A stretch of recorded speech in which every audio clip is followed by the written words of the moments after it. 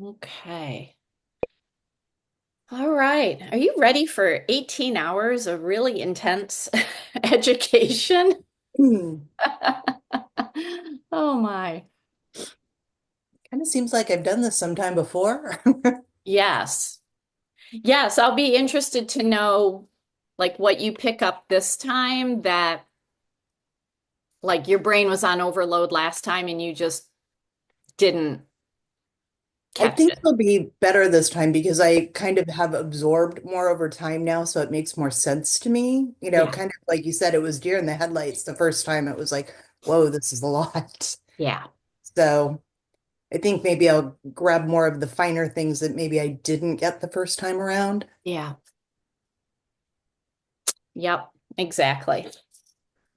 Ah, all right. So while we wait for Rita, just go ahead and let's just have you introduce yourself, like where you live, what keeps you busy during the day, and like, do you have like a crystal question that still needs answering? Like you're looking for information on something. So, Tina, let's start with you. I'm Tina Leland and I live in Olympia, Washington. Um, as far as keeping busy, I'm kind of, I guess you would call me a professional volunteer. Do a lot of fundraising work and stuff for a lot of different organizations. Been doing the crystal thing now, I guess it's been about 4 years. Specifically on crystals, I part of why I wanted to take the class again is just the masters and being able to identify traits and stuff a little bit better. I still struggle to find the specific things in master crystals. So that's kind of one of my big things that I'm hoping to maybe refine a little bit more in this class. But that's about it for me. I have a little Boston Terrier that's my little helper this morning, and the rest of the house is like still sound asleep. Yeah, because it's 6 a.m. where you are. Uh, but Oh, no, happy to be here. you're a trooper. All right, Melanie. I'm Melanie. It's not as early here. I'm in Wisconsin, so it's 8 o'clock, so it's not really not too bad. And I am here just because I am very interested in just learning more about crystals. I can't think of a specific question right now. I'm just ready to absorb all of the information or absorb it to the best of my ability right now. And what keeps me busy, is my job. I'm a veterinarian, so very busy, busy, and it's kind of our busy time. The spring, summer is always really busy for us, because we do s small animals, so dog and cat and horses. So spring is hopefully coming. It was nice and warm here in Wisconsin like a week ago, and now it's kind of cold again, but hopefully spring has sprung. Or that's the hope. I don't want any more snow. I'm done. I want no more rain. Yeah. Yeah, same here in Michigan. It was like I was walking Lake Michigan on the beach barefoot last week, and then we got a little bit of snow the other day. So that's this time of year. So all right. Okay, so we're gonna move forward and hopefully Rita hops in momentarily. So this is I'm going into my 13th year teaching this class. And everything in this class, I remember when I first created the workbook, and it was all in person. I did not go online until 2020 when COVID hit. So it was all in person from 2012 to 2020. And I remember when I was building this class, I took 3 weeks off from my attorney job in DC. I built up all my vacation over the Christmas holidays and I spent 3 weeks writing this workbook. And at the time, I think it was about 85 pages, and now it's what, 142 or something like that. So th this is a living, breathing class that I am always updating, adding new information. And I even switched out some of the crystals that we're going to talk about on day three, because everything just keeps changing with the energy shift. So yeah, so I'm excited to dive in. Today is going to probably be the most intense day. Might as well just get it out of the way with some of the science.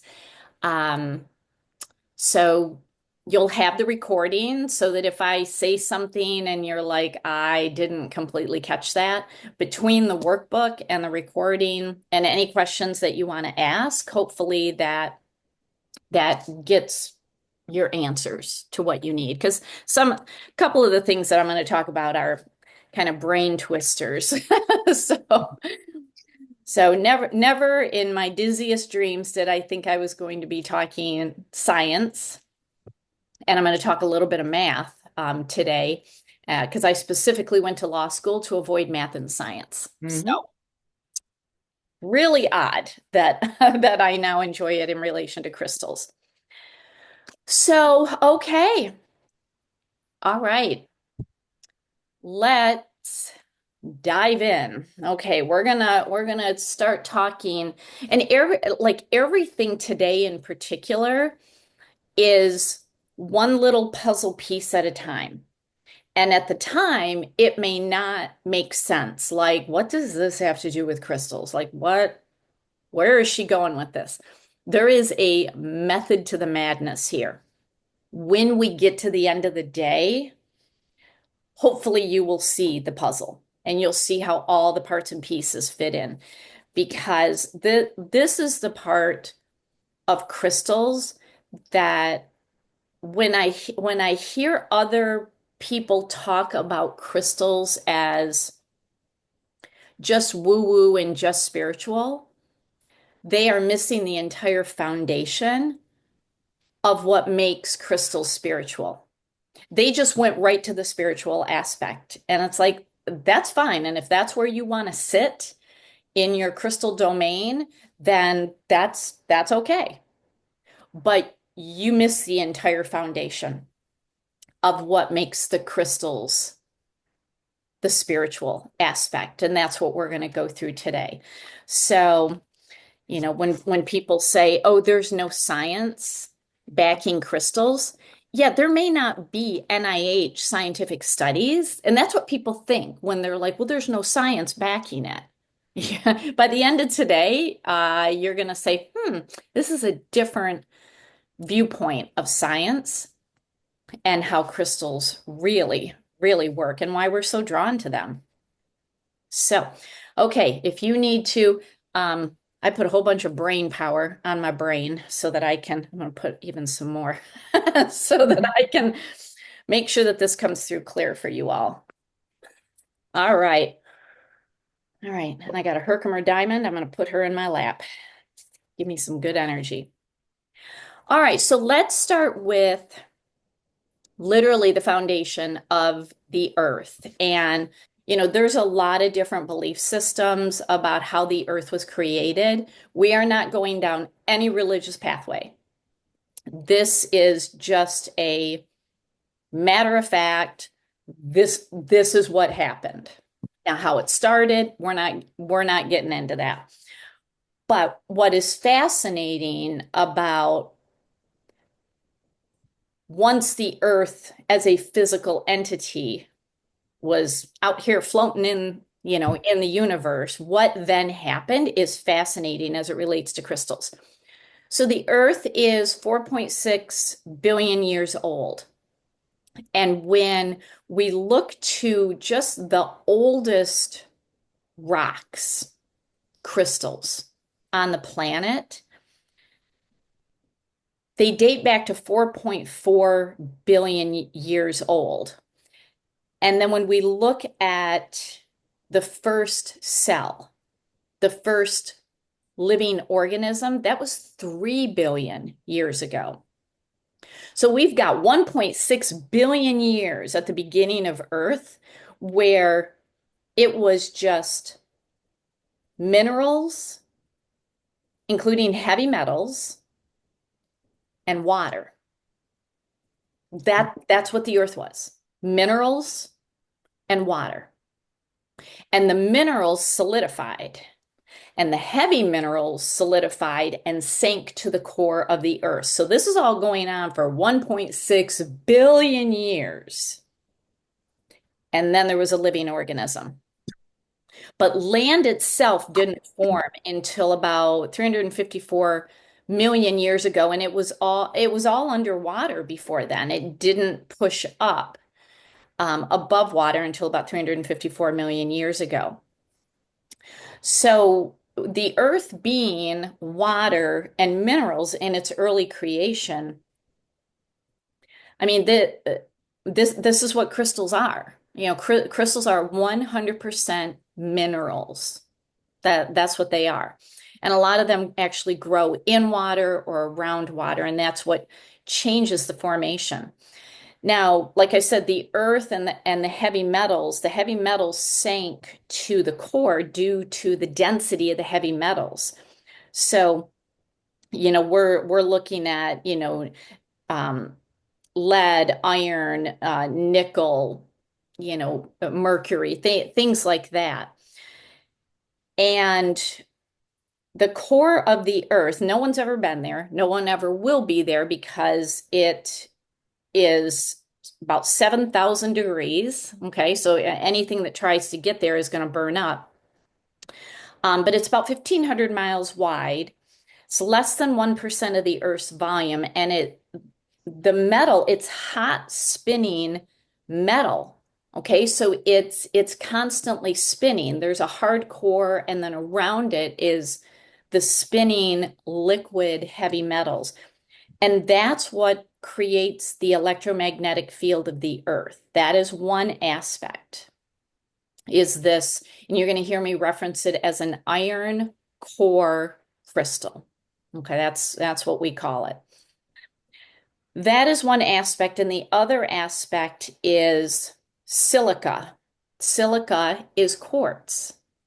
And those two things actually create the magnetic field of the Earth.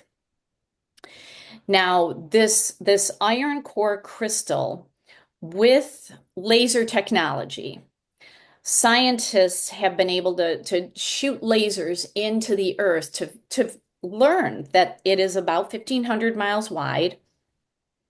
They're estimating it's about 7,000 degrees.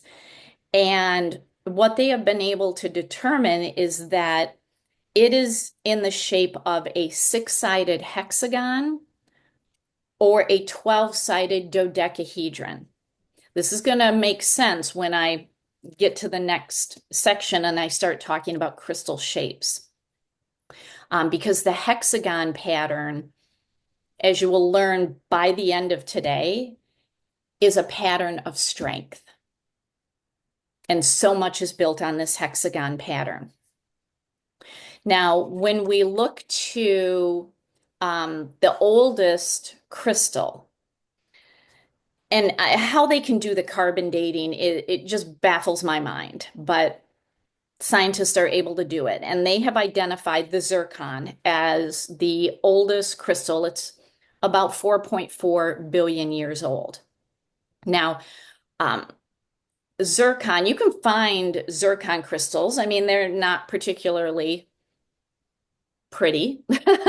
um, they're very prismatic. A lot of them, unless they are treated, they can be radioactive.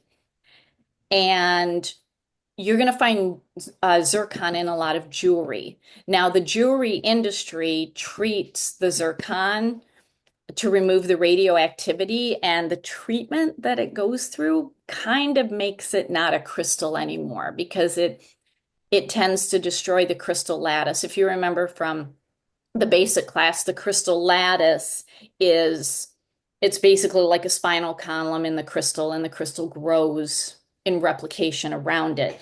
And if that crystalline lattice, that third dimensional replication of the atoms is damaged, then it's no longer a crystal, it's just a rock. So a lot of zircon jewelry on the market it's they make it pretty, but it doesn't really have a lot of crystal value.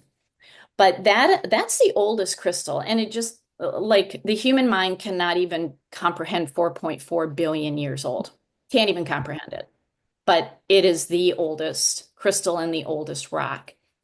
The next oldest is peridot or olivine. And you can find peridot at Hawaii's Green Beach. I mean, the whole beach is just covered in this crystal because Hawaii is full of volcanic activity. And in a little bit, you're going to learn what happens when there is volcanic activity and the crystallization that comes out of it. So Hawaii has a lot of beautiful crystals. So this is certainly a beach worth visiting. There's signs all over the place that say you cannot take the peridot with you. But if you're rolling around in the sand, who's gonna know if one happens to sneak into your pocket? So, um, but yeah, so this is the second oldest crystal that is known right now.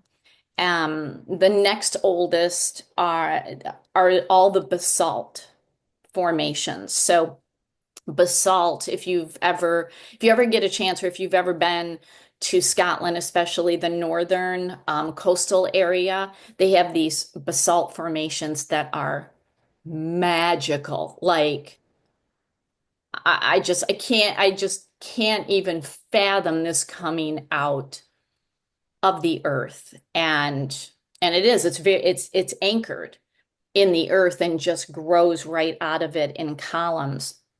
And it's volcanic. It's volcanic rock coming out of the ocean in just beautiful, beautiful igneous formations. And when there is volcanic activity, that's also when we get obsidian. That's what obsidian is. It's basically volcanic glass. Technically not a crystal, but it's like the crystal world has adopted obsidian. There are several crystals that are really not crystals. We'll talk about shungite on day 3, really not a crystal, but we've adopted it as one. Obsidian is one. Amber, not a crystal, but it's adopted into the crystal world. So, these are just really fascinating. These very ancient crystals, and because iron as a mineral, was very like voluminous in the early formations of the planet, which is what sank to the core, but it's also so infused in the crust of the earth. We have a lot of iron-based crystals. And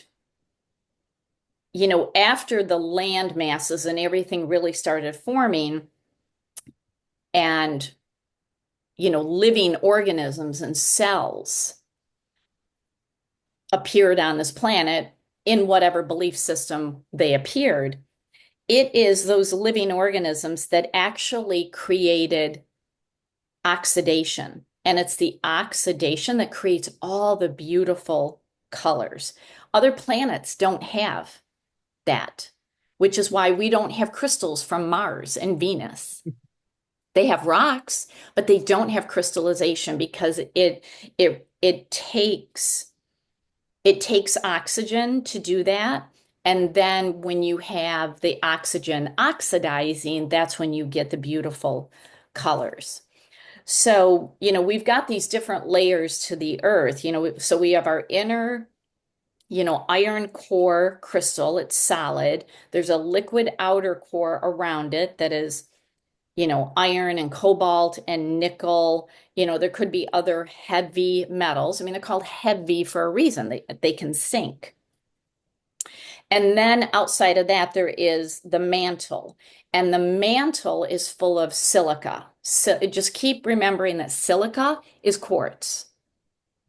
Okay, whether it's clear quartz, rose quartz, amethyst, citrine, carnelian, blue lace agate, these are all quartz-based crystals. And quartz is silica. So silica is in the mantle.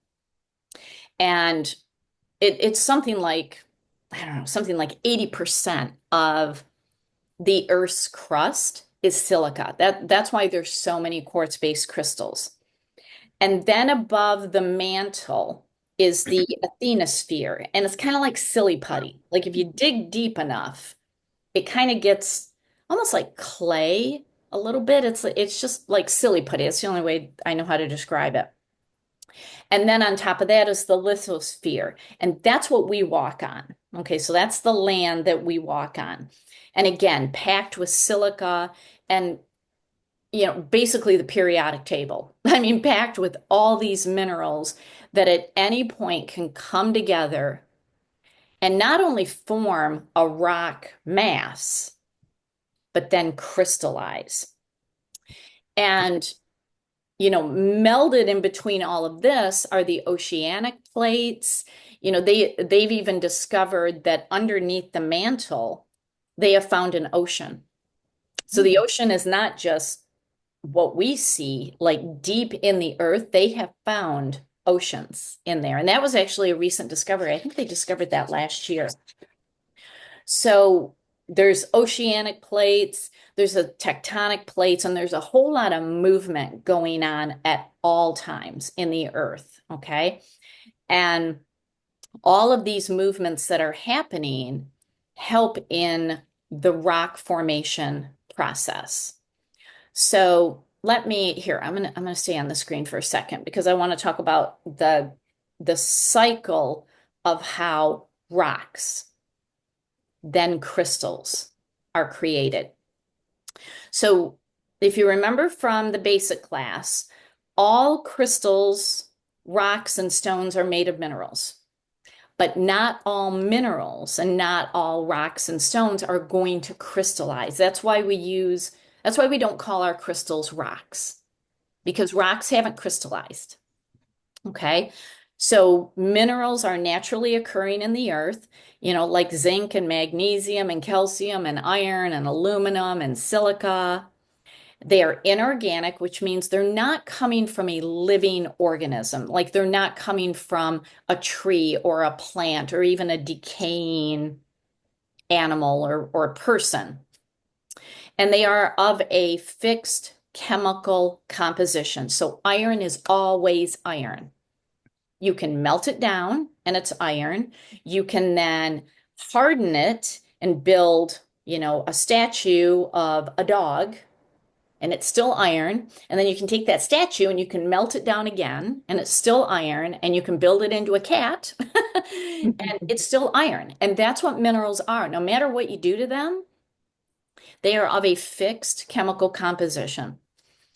So there is no initial first step in the rock formation process because there are three different phases. And I'm going to go through igneous, sedimentary, and metamorphic. Igneous is not necessarily first, but once the rock formation starts, it goes in this order. Okay, so let's start with igneous. So, I talked about volcanic activity can create beautiful crystals like obsidian.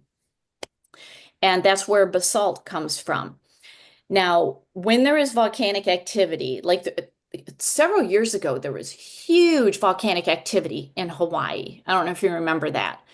And all of that lava spilled into the ocean and it settled on the ocean floor. Give it a couple 100,000 years, and it's going to be beautiful crystals. Beautiful crystals. And when we have crystals that are igneous, they will never have fossils in them because the volcanic lava burns up any fossils. Okay, so when, and I even saw this yesterday. I was at a crystal show in Detroit yesterday, and there was a dealer, And they no longer allow cameras in certain shows. And I know it's not because of me, but I'm a reason because I literally take photos and then I point it out on social media that these are fake. I saw a dealer selling obsidian that had insects in it. No, hard no. Obsidian is pure lava that hardened, and there's no way an insect would be preserved perfectly. It's like it was resin or glass. I don't know which one it was, but he was selling it as he called it insect obsidian. I don't think so. Okay, so you have to be aware of this. Um, so what this really is when you have an igneous rock, it is cooled lava that has hardened. And so you're getting obsidian, you're getting basalt, you're getting granite. Uh, in the UK, like Scotland and Ireland, they are like the granite capital of the world. I remember when I was in Scotland and I was in Oban, and I was just at a bar, and the whole bar was full of these granite miners who were getting ready to go offshore to mine. And it was just fascinating talking with them. And like they know all of this. They're like, "Oh yeah, I mean, we used to have volcanoes here and basically we're just, pulling up all, the what happened out of the creation of the lava." And that's where granite comes from. So just remember, there's no fossils. Crystallization can happen during the igneous process. It doesn't mean that it will, but it can. It can happen, and you can get basalt and you can get obsidian. Um, After igneous, if an igneous crystal or an igneous rock is subjected to weathering and erosion, it can break into sediments. And that's when igneous can become sedimentary rock. Okay, so we are now starting the process that igneous, it can stay igneous or it can become sedimentary. Sedimentary rock, one of my favorite examples is halite that you see on the screen. Oh my gosh, halite is gorgeous. There's a lot of halite coming out from underneath the Great Salt Lake in Utah. Um, so sedimentary rock, you can literally, if you take your jeweler's loop that you got, as part of this class, you can look into it and you can see sediment. I mean, it looks sandy. It looks sandy inside. Rose quartz is like that. Rose quartz is a sedimentary crystal. And so when you have igneous subjected to weathering and erosion and it turns into sedimentary, crystallization can happen at this point and it becomes a whole different crystal. Okay, this is where crystals can change in their appearance and the minerals change. Okay, now we're looking at halite, shale is sedimentary, sandstone is sedimentary, rose quartz is sedimentary. There's a lot of sedimentary rocks. And when a sedimentary rock is subjected to heat and pressure, that's when it becomes metamorphic. Mm. Okay. So metamorphic is the crystals that have like a marbling appearance to them, like marble. Okay. On the screen it's actually called Connemara marble. It comes out of Ireland and rose quartz can go from sedimentary to metamorphic. Clear quartz is metamorphic. And so when you have crystals that have swirls inside of them, um, we call it foliation. Foliation. It's all the inner, like take one of your clear quartz and look into it, and you're going to see all this activity that swirls. The foliation, that's metamorphic. Okay. So whenever I come across, um, like a clear quartz that is just absolutely clear, there is no foliation, no metamorphic activity, I instantly think this is glass until proven otherwise, because quartz has a lot of metamorphic foliation in it. Okay. So a metamorphic rock can crystallize. Doesn't mean that it will, but it can crystallize in the process. And then metamorphic rock, if it is subjected to too much heat, it will melt down and then we are back to igneous. Okay. So at any point in the process in the earth, it could start with sedimentary process. And then if subjected to heat and pressure, it can become metamorphic. And if it's too much heat, it'll become igneous. Okay. So you can see at any point, any of these three can be the starting point, but once it starts, it has a cycle and that it goes through. Okay. So let's talk about the actual crystal growth process. Like once igneous or sedimentary or metamorphic starts to crystallize and isn't just a stone like what you have outside in your yard. Once it starts to crystallize, there are different formations that happen. Now, crystals will only form if it has the right space and basically the right opportunity of a lot of different things coming together. So, first of all, it needs to grow without interference, which means it's got to have space. Okay. Now, the space could be, have you seen those geodes, that they crack open? They're really popular at rock shows. Um, for the kids, they crack them open and you see the beautiful crystals inside. But on the outside, it just looks like a rock. Like you wouldn't know that that was on the inside. When a space like that is contained, a crystal can only grow so big. It's literally going to hit a wall. So if you ever have a crystal, like I actually have one here, I didn't even realize it. I grabbed one of my Herkimers and it's flat on the top. It's because it hit. It couldn't grow anymore. So if you ever have a flat top crystal, it just shows that that crystal grew as much as it could. It literally got to the end of the space and then it'll start spreading out. So it's got to have the right space. Sometimes crystals just literally grow in the open, like they're not contained in a cavity, and they have all the space in the world to grow if given the time to do it.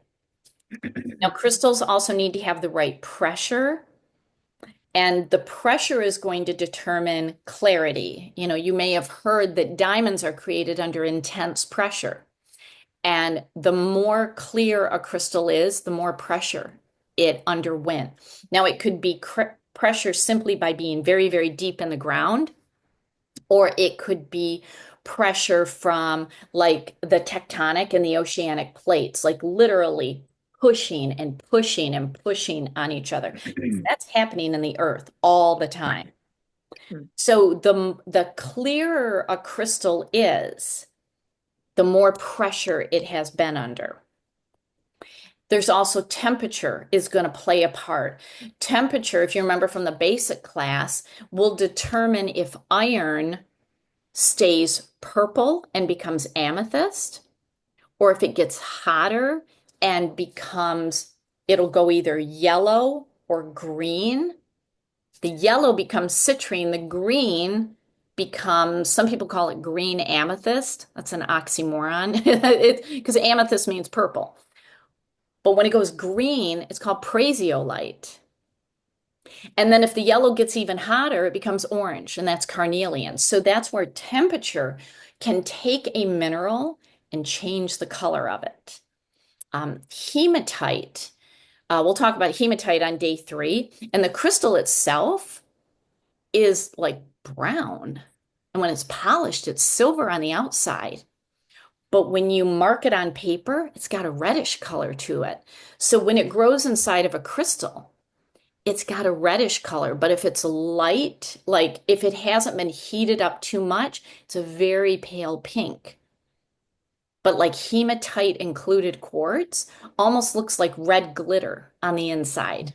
And so the heat can make a difference. The rate of cooling in the earth can make a difference.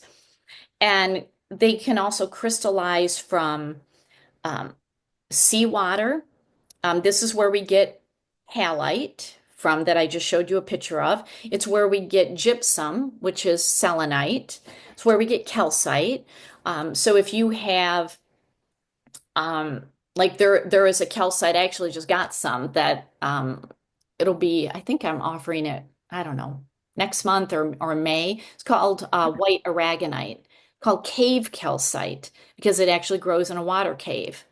So water can help the crystallization process. Lava, when it cools, can it's not necessarily crystallization, but it creates a crystal-like look.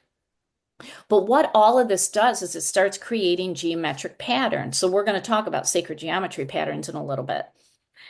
Now, there are three types of crystal growth. There is what is called macrocrystalline, and this is where when the crystallization process is happening, the crystal grows layer by layer by layer by layer. Most of the time, you don't see it, but the times that you do, like on day 4, we're going to talk about what you see on the screen. This is called a phantom, where you see basically a pyramid, and then it's clear, and then you see another one, and then you see another one. And this is the crystal growing, and then it stopped. Sometimes another mineral will come in and sprinkle over it so that you can see it. And then when it starts growing again and stopping, and then more minerals come in and sprinkle on top, what you are seeing is the growth process. It's macro. You can see it with your eyes. Now, if you remember from the basic class, I talked about the C-axis. And when we're dealing with crystals that grow in a point, if that point is polished by a human being, do we know if they put the point right over the C-axis? Because the C-axis, like a spinal column, that's the concentration of energy. When you have an unpolished, natural, raw crystal and it's macrocrystalline, go to the points here on this crystal and you can see how they all line up. And now you know, you can literally see that's the energy. And that's how the energy comes out of the crystal. It's totally natural. It hasn't been altered. You know, the point isn't offset from the C-axis. So this is why I love phantoms. I love the macrocrystalline crystals where I can see. And it's like, oh, there's a C-axis. There's a C-axis. All right. Now the next one is called microcrystalline. You cannot see the crystalline pattern just with your eyes, not even necessarily with a jeweler's loupe. You literally need a microscope. And when you look at the crystal under a microscope, you can see. You can see. So what I have here on the screen is a jasper. And oh my gosh, there's hundreds of varieties of jasper. But look at it under the microscope. Mm. This is fascinating. Like you start seeing like six-sided formations. But when you actually look at the crystal with your eye, you don't see that. It's all very, very deep within. It's micro. So you need a microscope to see it. But this is the inner workings of the crystal. So it's macrocrystalline. And then cryptocrystalline, you can't even use a microscope. You cannot even see the crystalline formations inside because how this grows is like it's like a watery slush that hardens, and the crystalline formation is so microscopic, you can't even pick it up. So this is what carnelian is like. This is what rose quartz is like. Rose quartz and carnelian do not grow like the normal quartz crystals. They don't grow in points because they're this slushy, sedimentary, conglomeration that hardens. And so um, you cannot even see the crystalline structure in it. But it's just fascinating that these are the three different ways that crystals grow. Now, crystals grow from what's called saturation, and it's saturation of minerals, of heat, and pressure. Those are the three biggies that can turn a rock, which is a compression of minerals, into a crystal. So it is the saturation of other minerals. So if you have, silica, 80% of the Earth's crust is silica. So we have a lot of silica quartz-based crystals. But if there's iron nearby, or aluminum, or calcium, they can saturate the silica. And then heat and pressure will decide the clarity. If there's a lot of heat, if there's a lot of pressure, you can get clarity. If it's deeper in the ground, you get more clarity because obviously deeper in the ground is hotter and more pressure just simply from the mantle pressing on the crystals. Crystals that are found, like literally, you could take, you know, a little garden, tool and just dig maybe 5, 6 inches in the ground and you can find some crystals. Those tend to not have the clarity as the ones deeper down. So when you get a crystal, especially if it's a natural formation, it hasn't been polished, and you're like, oh yeah, this is the real deal, it's not glass. And if it has clarity to it, that was deep in the ground. Okay, that was not necessarily found in the surface. Now, you'll also notice with saturation that crystals, especially clear quartz, can be clear on the point and have a lot of the foliation at the base because that's what happened. It's like a snow globe effect. You shake it, you shake it, you shake it, and once everything settles, you got all the snow on the bottom. That's where all the minerals are congregating, and that's where you get the clarity at the top. So when you have a crystal in particular that just has so much activity, so much foliation, and all that foliation has meaning, like the crystal on the right of your screen. This is one of my crystals, and oh my gosh, it's like the snow globe, like I shook it and froze it in time. And that's what happens in the earth. It went through a lot of bumping and shaking and interference, and then poof, it froze in time. That has heavy saturation. It is just saturated with so much. Whereas the crystals that had time to calm down, like there wasn't a lot of bumping, shaking, like volcanic activity. There's a lot of volcanic activity deep within us, and we may not feel it. The crystals that are not near all that movement have time to quiet, and all that foliation starts to settle, and you'll see it in the bottom of it. That crystal that has that clarity and the foliation in the bottom has been in the earth a very long time because it had time to settle and to cool. Whereas crystals that have all the foliation, like all throughout, didn't have as much time. Okay. So it just gives you an idea of like what the crystal went through. A lot of foliation means there was a lot of activity. It was moving and grooving in the earth.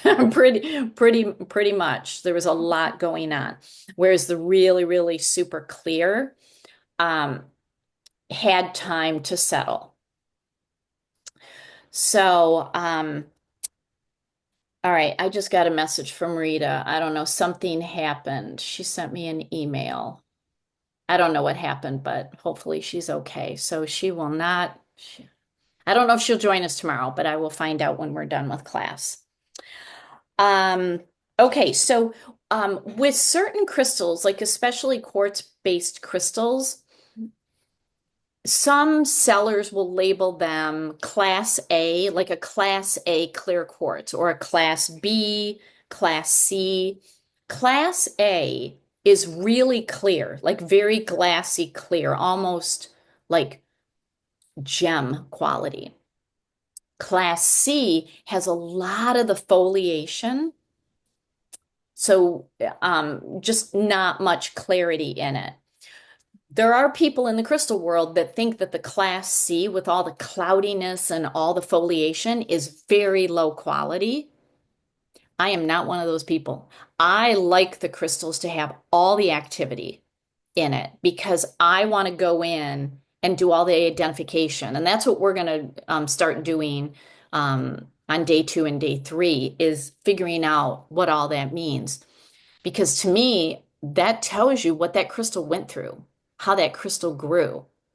You know, if I wanted something that was totally clear, I would just go buy glass and I'd save myself a ton of money. Okay. So if you see class A, B, and C, they're just looking at the clarity. All right. And, you know, just remember the crystals grow from the inside out like a corkscrew pattern. And the crystal that we see on the outside is an external expression of what is happening on the inside. So when you take one of your quartz, and you're going to hear me say this all throughout class, quartz is a six-sided hexagon. Quartz is a six-sided hexagon.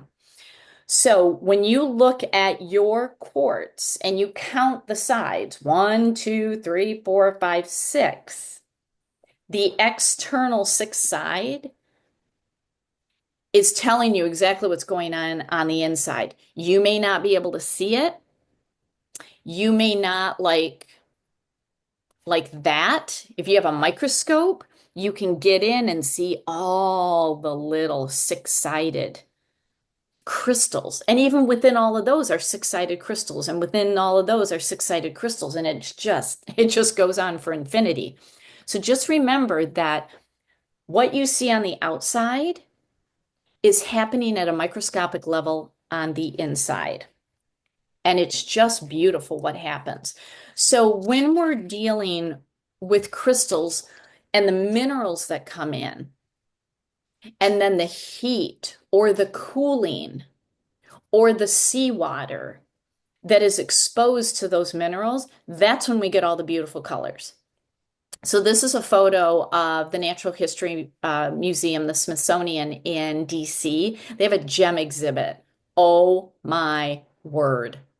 Phenomenal. So when I lived there, I used to take my students there. We'd go on field trips. And I cannot tell you how many students I lost because I'm like, just go crazy, go wild. We'll meet up in 2 hours at the entrance. Oh no. Like 6 hours later, it's like, okay, where's Sally? And she's meditating in front of the Hope Diamond. And it's like, okay, girl, we gotta go. Like, get out of here. You're losing your mind. It is such a cool place. If you've never been, this is a bucket list item. It is like the best quality. On the right, we're going to talk about rhodochrosite on day 3. On the right, that huge slab is like 3 feet tall of rhodochrosite. It is fascinating.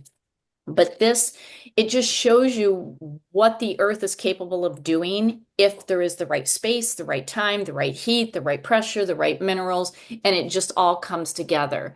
So, this is a rare rose quartz point. There are literally 2 in the world that I know of. One I always see in Tucson every year. It's never for sale. And then this one in the Smithsonian. And it grew in points around this double terminated quartz. I believe they call it the ballerina quartz because it looks like a tutu. It looks like a ballerina tutu. But normally rose quartz does not grow in points. But this is a rose quartz. It's not a pink quartz. It's a rose quartz that in a rare geological mishap, it grew in points. I mean, these are just fascinating. Like on the left here, we got okanite. It looks like white cottage cheese. I don't know how to describe it, but it's got these purple fluorite cubes. I mean, it's just fascinating. And then on the right here, we've got azurite, the blue growing on top of malachite. Okay, we're going to talk about azurite on day 3. And this comes out of the copper mining industry. It's beautiful. Looks like the pillars of creation in the galaxy. Yes, yes. I mean, like these are just literally out of this world, out of this world. This is a perfect example of how amethyst comes to be. So amethyst starts as a clear quartz and iron gets into it. And when the iron is heated to, oh, I believe it's 300 to 350 degrees Celsius, not degrees, Celsius, it'll start to turn purple. So in this one, like if you look to the right and left of most of the purple, you'll see some really faint purple starting. Really, really super faint. If this had stayed in the earth long enough, it would all be purple, but they pulled it out before it had time. So it's a perfect example of how amethyst gets started. This one's crazy. It's about 3 feet tall. This is what's called watermelon tourmaline. It's green and pink tourmaline growing on this like 2 to 3 foot long double terminated quartz. It is crazy. And then in the middle, this is called elbite. It literally this quartz was growing, and the elbite came and hitched a ride on the quartz ship, and then the tourmaline's like, "Hey, I'm going to hitch a ride on the elbite," because elbite and tourmaline grow together, and elbite likes quartz. So you can see how it's just literally how it came together. It's just fascinating. This is celestite. We're going to talk about celestite on day 3. And celestite grows in the geode. So it's got like a contained container that it grows in. And if allowed enough time, the points that grow within the celestite will hit a wall. They will hit up against each other. And celestite is just really fascinating. And one thing a lot of people don't know is, oh shoot, I'm going to show it in day 3. Um, there is an island off the coast of Ohio in Lake Erie. It's called, we call it Puddin Bay, but it's put in bay. Like literally the island was put in the bay. So, but we blur it all together, call it Puddin Bay. And the entire island is celestite. So there's a cave and then there's a vineyard on top of the cave. So it's like, oh, it's celestite wine. But the entire island, and you can actually go down in the cave, and it's just a huge geode that you're walking into. It's just fascinating. Um, so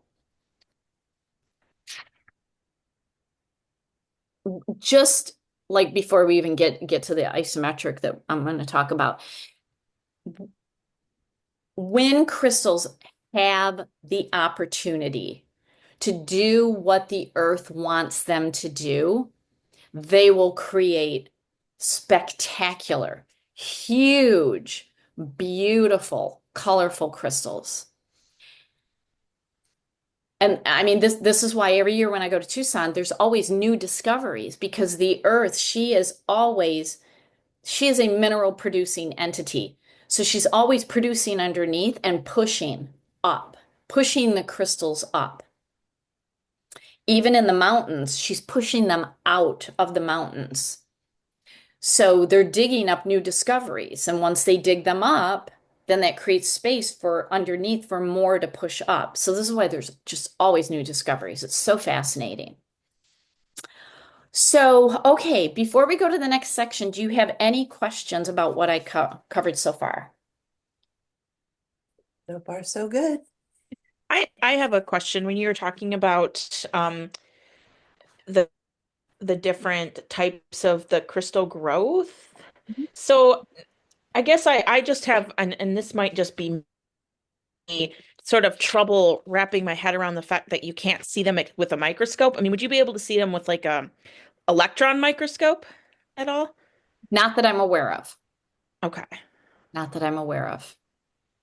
Hmm. Okay. So I Yeah, mean, you're like talking the size of like the atoms. That's how teeny tiny they are. yeah, Okay. yeah. Hmm. Yeah, if I have time right at the end of today or first thing tomorrow morning, I'm going to talk about fractals and like crystals are just fractals of what the minerals are, but fractals can just be so microscopic that, and that's a good question. The next time I'm at a show, and there's particularly a gemologist there, and they tend to work in jewelry, and I don't ever shop the jewelers, but I'm going to ask them if they have any instruments now, because maybe in the last couple of years something has been created to where they can look into the microcrystalline. But from what I know, there is nothing that that can basically look at that small of a level. Not yet. Yeah, it'll be fascinating. All right. All right, let's go to the next section. And then after this section, we'll take a little stretch break. So I'm going to talk about 7 crystal systems. Okay. I'm not going to go too deep in this. I want to give you just enough understanding. And if you, with any of this, if you want to go deeper, you now have basically the springboard to go deeper. But I like to go through the 7 crystal systems because all crystals grow in one of these 7 systems. Couple crystals grow in multiple systems.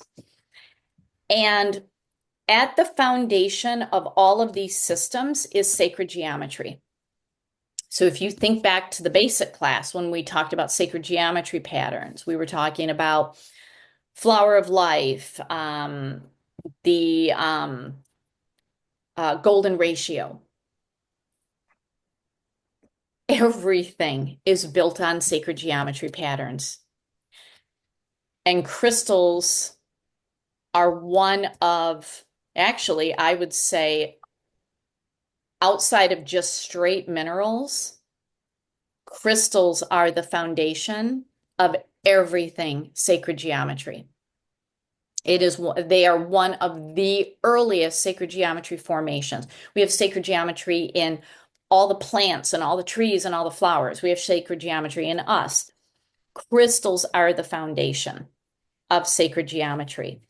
So there are 7 different systems. I've listed in your workbook exactly what, the 3 axes are doing, the A, B and C, or A, B, and D, because the C is the center axis. So when you're looking at the others for the 3 dimensionals, it's A, B, and D axis. I'm not going to touch on that. That's all in your workbook. You can dive further into that if you want. But why I like to talk about this is when we get to advanced grid making, when you start combining crystals of the same crystal system, crystals of the same system talk to each other like twins, whereas crystals of different systems, they just talk like family, like cousins. They're family, but they're not like a twin. Twins can communicate without words. There's an energy there. So when you work with all like hexagonal crystals, the 6-sided hexagon, they are communicating at a deeper, stronger level with more clarity than if you just mix hexagon with triclinic and orthorhombic. They're all communicating, but when you want precision and clarity, you go for the same crystal system. So let's start with the first system. It's called the isometric, and some people call it the cubic system because it contains all of the five Platonic solids. Platonic solids are sacred geometry. Okay, those patterns, those five patterns, the tetrahedron, the octahedron, the cube, the icosahedron, and the dodecahedron, all five of those solids are sacred geometry formation.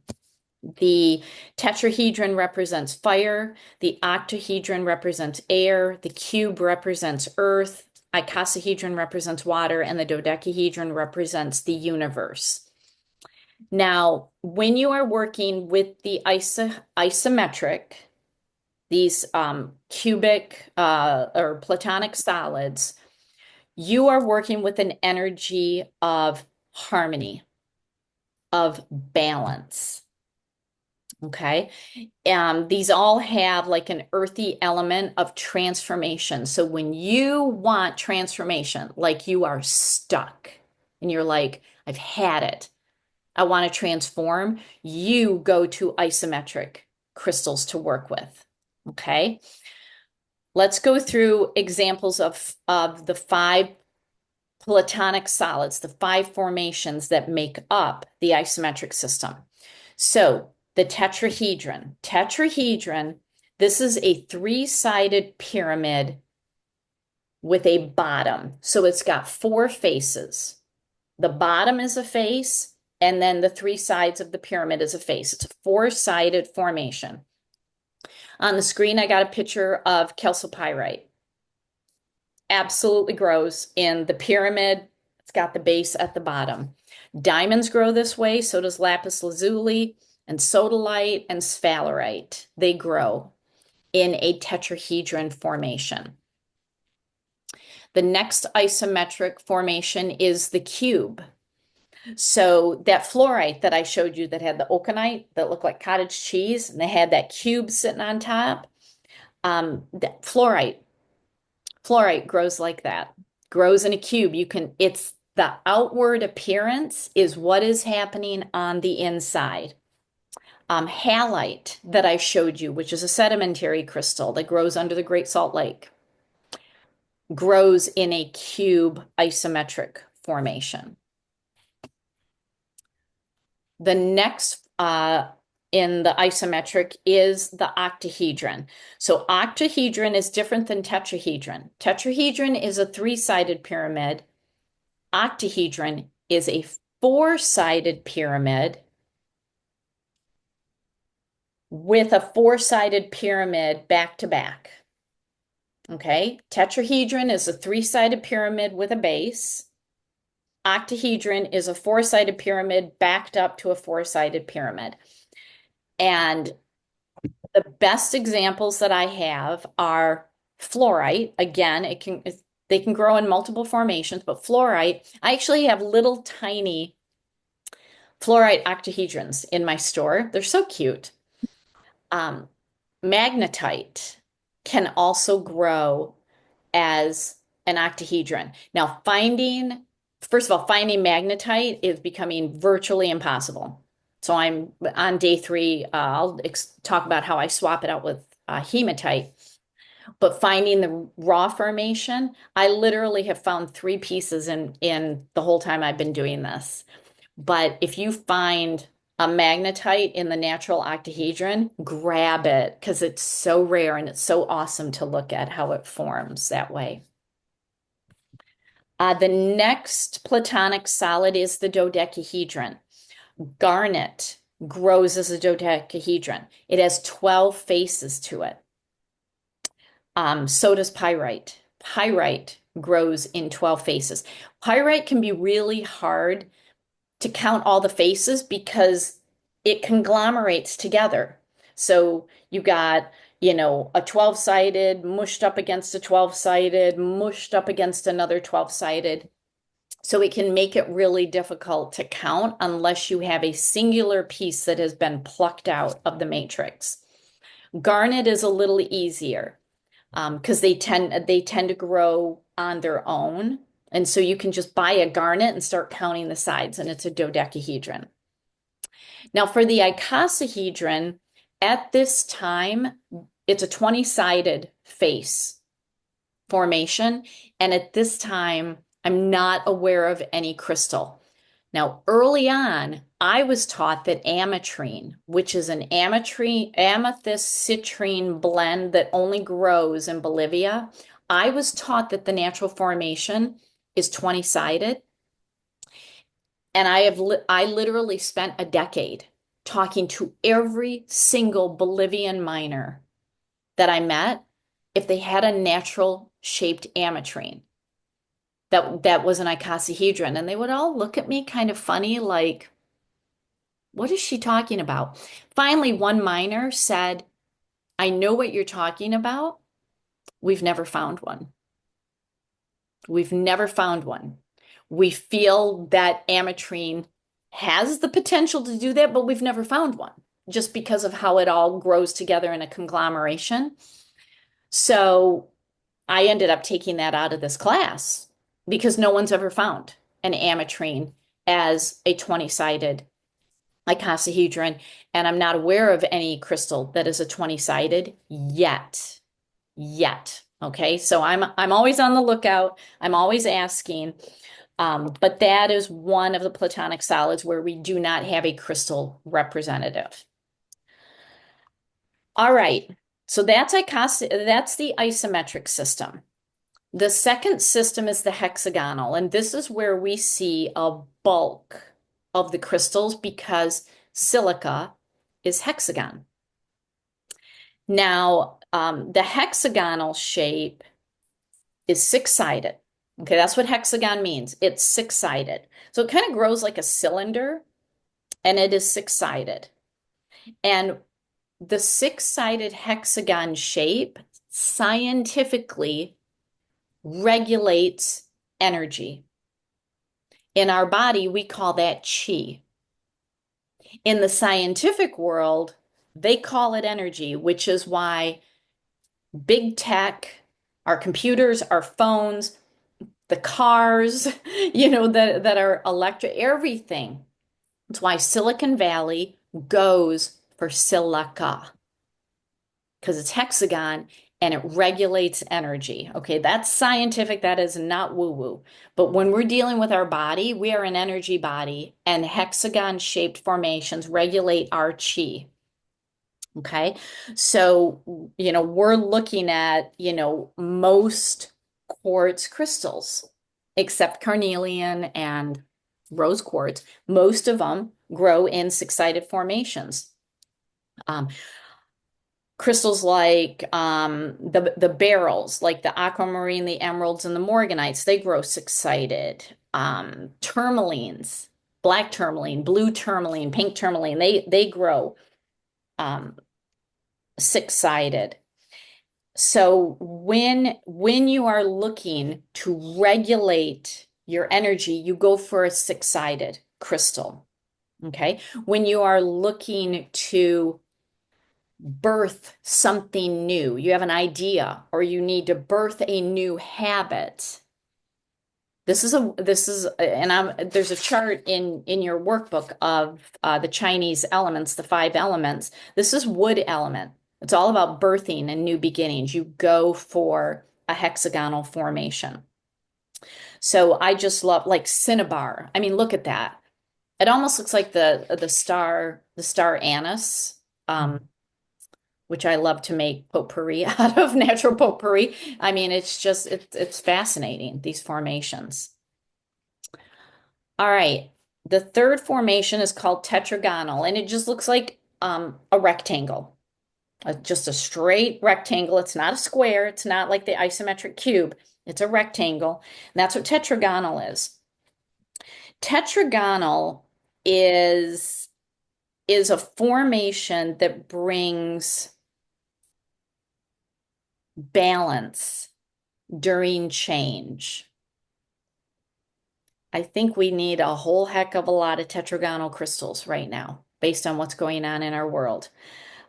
You may find yourself, and see, this is the thing, when you find yourself drawn to a crystal, look up the crystal system and then go back to this workbook. And this is why forever and a day, I'm always recommending Judy Hall's Encyclopedia of Crystals because this workbook not only gives you Mohs hardness, gives you toxicity because it tells you the minerals, it gives you the crystal system.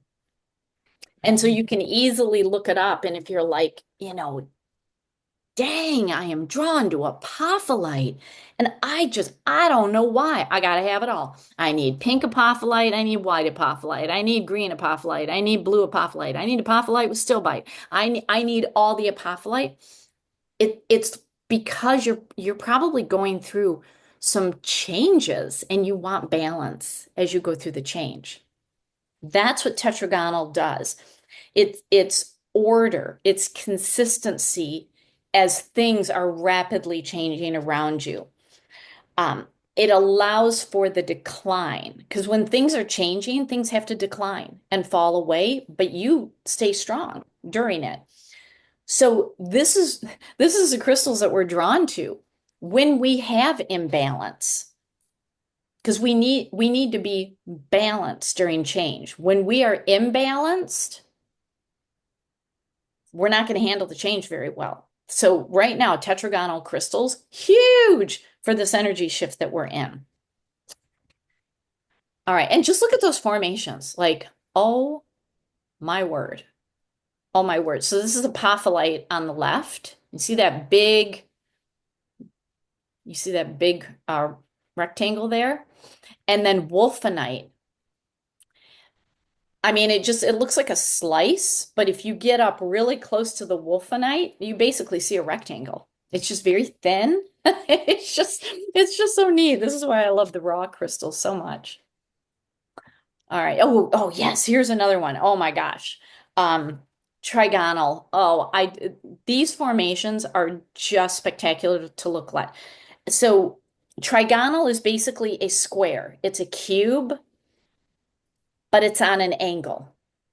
So it's like warped on an angle. So on the screen here, you have rhodochrosite and what is this on? Oh, I should have written it down. It's pink calcite that's on the right. And trigonal is really pushing us into aligning with who we really are at a soul level. It's like you take the cube. This is how I envision it. You take the cube and instead of being straight like a cube, it's angling you. It's basically shifting you. You know how I talk about we're all a pinball and a pinball machine of life, and the pinball flappers are like, no, go this way. Bam. That's what trigonal does. It takes the square, eh, it inverts it. It basically takes you, go on a different path. You've been on the straight and narrow too long, go this way. That's what trigonal does. It has a combined wood and fire element, so it's all about birth and growth, rebirth, regrowth. So your calcite, your Herkimer diamonds, your rhodochrosite. I mean, these are really powerful crystals for this. All right, what's the next one? The orthorhombic. Okay, so the orthorhombic is basically an elongated rectangle. So you got a rectangle and it's just elongated. And this shape takes heat. Heat can be inflammation, physically or emotionally, like hot emotions, like anger, agitation, fear, anxiety. Those are all hot emotions. And it just moves it down basically to detox your body. So it has a fire element to it, And not only are you basically kind of detoxing, but these can also fire you up by getting fire basically into your root, which is where our pilot light is. Like basically, get your butt moving. Let's fire it up. Okay, so this is what these crystals like to do. Celestite. Oh my gosh. There is a celestite that I see every year at the Tucson show. And I'm gonna I'll show you another picture on day 3 of her. And when I was there last month, boy, it seems like it was forever ago, but it was literally only last month. I always ask the dealer, um, I just call her Celeste. And I walked in and I said, "Is Celeste here?" He knows exactly who I'm talking about. And he's like, "Well, she's in back." And I'm like, "Well, why don't you bring her out? Like everybody needs to see her and she's gorgeous." And when for my price, if I want to drop, I think that her price is now up to about $8,500. He's like, "Are you ready to buy her?" Someday, someday I will buy her. She's just spectacular. But Celestite is a great example of this energy. Um, Cerussite, I mean, you can just take your jeweler's loop and you can go in and you can really see these formations. I just love them. They're also in Danburite. I love how Danburite grows. Four-sided. Um, Angelite is the same way. Let's go to the next one. Monoclinic. Okay, very, very unique formation. Okay, the monoclinic is basically an elongated square. So it's a square, it's elongated, and then it's angled, kind of oblique on its side. And it's really the shape is a blend of fire and metal elements, which are actually incompatible. Fire and metal, they clash. They do not work well together. And so this is a great energy when you need to purify something. When you are agitated enough, you're banging your head against the wall. That's when you say enough. This has got to change. Sometimes we have to literally be pushed. Think of metal like pushing you hard against the wall and pushing you into fire. And you're like, enough, enough. I've had it. Like, I'm over this. I'm done with this. This is changing. I've had it. That's what the monoclinic crystals are good for. When you have been pushed enough and you're like, I don't know where I'm going next, but I ain't staying here. When you are unhappy, when you're like, I need a change. Like I've had it. You go for a monoclinic crystal because it purifies. It cleanses all that energy to relax and calm you so that you can think. But sometimes we have to get pushed to the brink. Okay. There's a lot of people right now getting pushed to the brink. And especially women in particular, when a woman says enough, like stand back. Like people better give her space. That's what these crystals are for. I love these crystals. That's what they're going to do for you. Your selenite, so on the right of the screen is selenite. I love how that's naturally growing. And then azurite.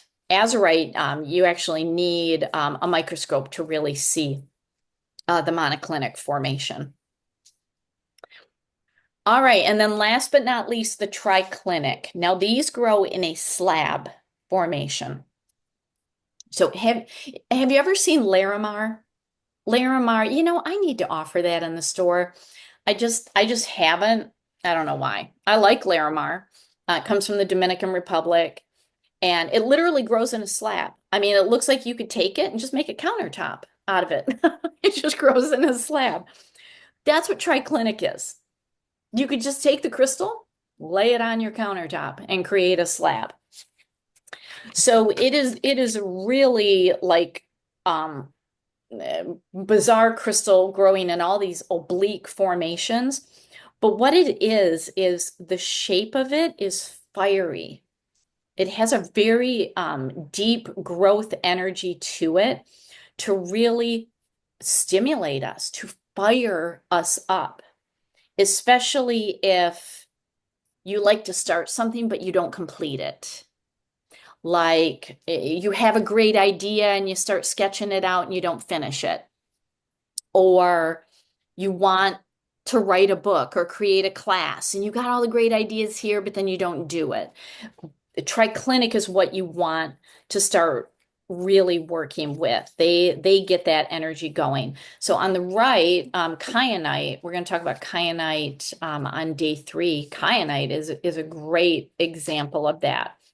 It just harmonizes your energy to basically get you out of your way. That's what these crystals do.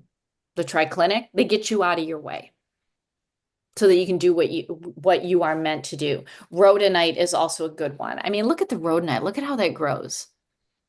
So, these pictures I took at the Smithsonian because that rhodonite is like a foot and a half tall. It's huge. It's like so awesome. Oh my gosh. All right. So, in your workbook on page 11, I gave you a chart of the 5 elements, and I put the elements also in these crystal systems so that you can look at this chart. Like if you have areas of your body where you're like, oh, I know I need a liver cleanse, so I'm going to do Young Living's liver cleanse, but I also want to support with some crystals. You can pick wood element crystals or, spring. We're in spring now. Spring is wood element. So you can work with wood element crystals through spring. Or, if need more help with, centering yourself and balancing and harmonizing, you're going to go with more earth element crystals. So this chart is just there if you want to dive in further. Now, if you really are fascinated by Chinese medicine, all of these elements, and want to relate it to crystals, at the bottom of the chart, I listed a book called Stone Medicine by Leslie Franks. Oh my word, this book is like quadruple PhD level. It is thick. It's like I don't know, an inch and a half thick. It is intense. It's not a book that you necessarily read all the way through. It's almost like a physician's desk reference. At the first third of the book, you read through it, and then the rest is like a physician's desk reference. Oh my word, it is like I can literally read a page at a time, and then it's like, I'm done. This is intense. I only put that in there because I've had a couple of Chinese medicine practitioners take this class. And if you are interested in that, that is a book that you could certainly get and dive, like take your crystal practice down that pathway. Not everybody goes that pathway, but it's there. All right, we are due for a 5-minute break. Do you have any questions at this point? I do. So kind of with that, kind of you mentioned that book. I'm assuming you can kind of extrapolate that to animals because I mean, I'm certified in Chinese medicine also. So but with the animals. So I'm assuming you could probably extrapolate it to animals. Yeah. Okay, interesting. I'll have to Yeah. look into that one. Yeah, and I'm going to write myself a note to see if there is an animal. Actually, I certified a Chinese medicine practitioner in Vermont, and she loves animals. I'm going to ask her if there is a book or anything on that. Um, she would instantly know off the top of her head. Yeah. So I'll find Yeah, out because I and was let gonna you say, know. Yeah, because I can't think of one that does crystals off the top of my head, but yeah, Yeah. that's interesting. Yeah, and there's when it comes to crystals for animals, like I'm really only aware of one book that is out there and it's okay. Hmm. It's not good, it's not great. It's okay. And I have been tempted to write one, but I would literally have to put my entire Crystal for Animals class in the book because I don't know how to talk about crystals for animals without basically everything in that class. And it's like I'd rather have people take the class and be able to ask questions like this and go. So it's like I haven't done it and I don't know how to do it. I haven't figured that out. So, Yeah. Okay. yeah. Okay. All right. Okay, let's take a 5-minute stretch break.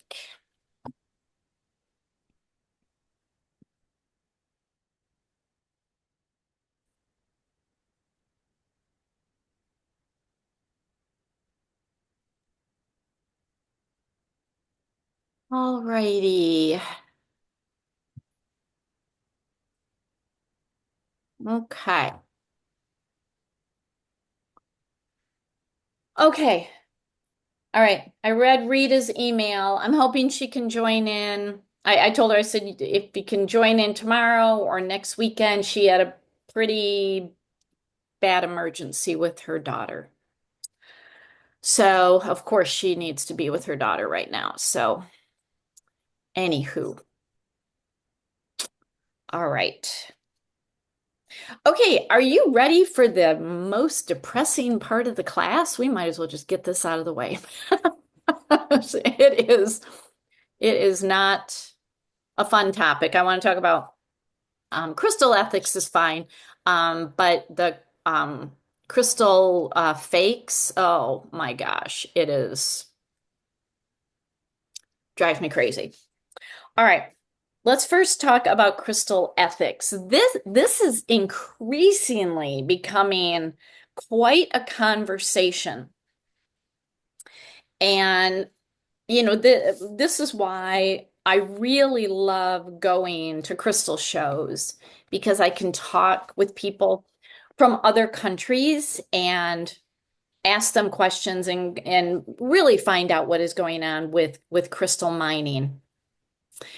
Because what I'm seeing with some other crystal sellers, and I'm not saying that this is a bad thing, it's just, I just kind of have a different viewpoint on it. When, like how Young Living has the seed to seal process, which is really what makes our oils safe to consume. It makes them safe with animals. It's the whole process from start to finish, which is why we can use tea tree oil with cats, but we can't use it with any other brand. It's the process. I'm seeing some crystal sellers have like a seed to seal type process where they're talking about how their crystals were ethically mined and the workers are in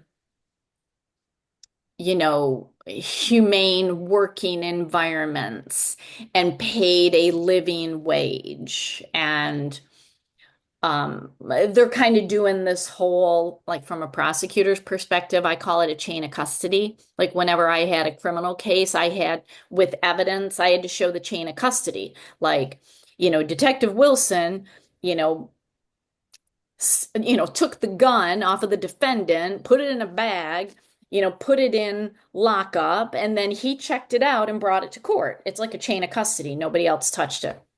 I'm seeing that sort of thing in the crystal industry, but how it's coming off to the actual miners is kind of judgmental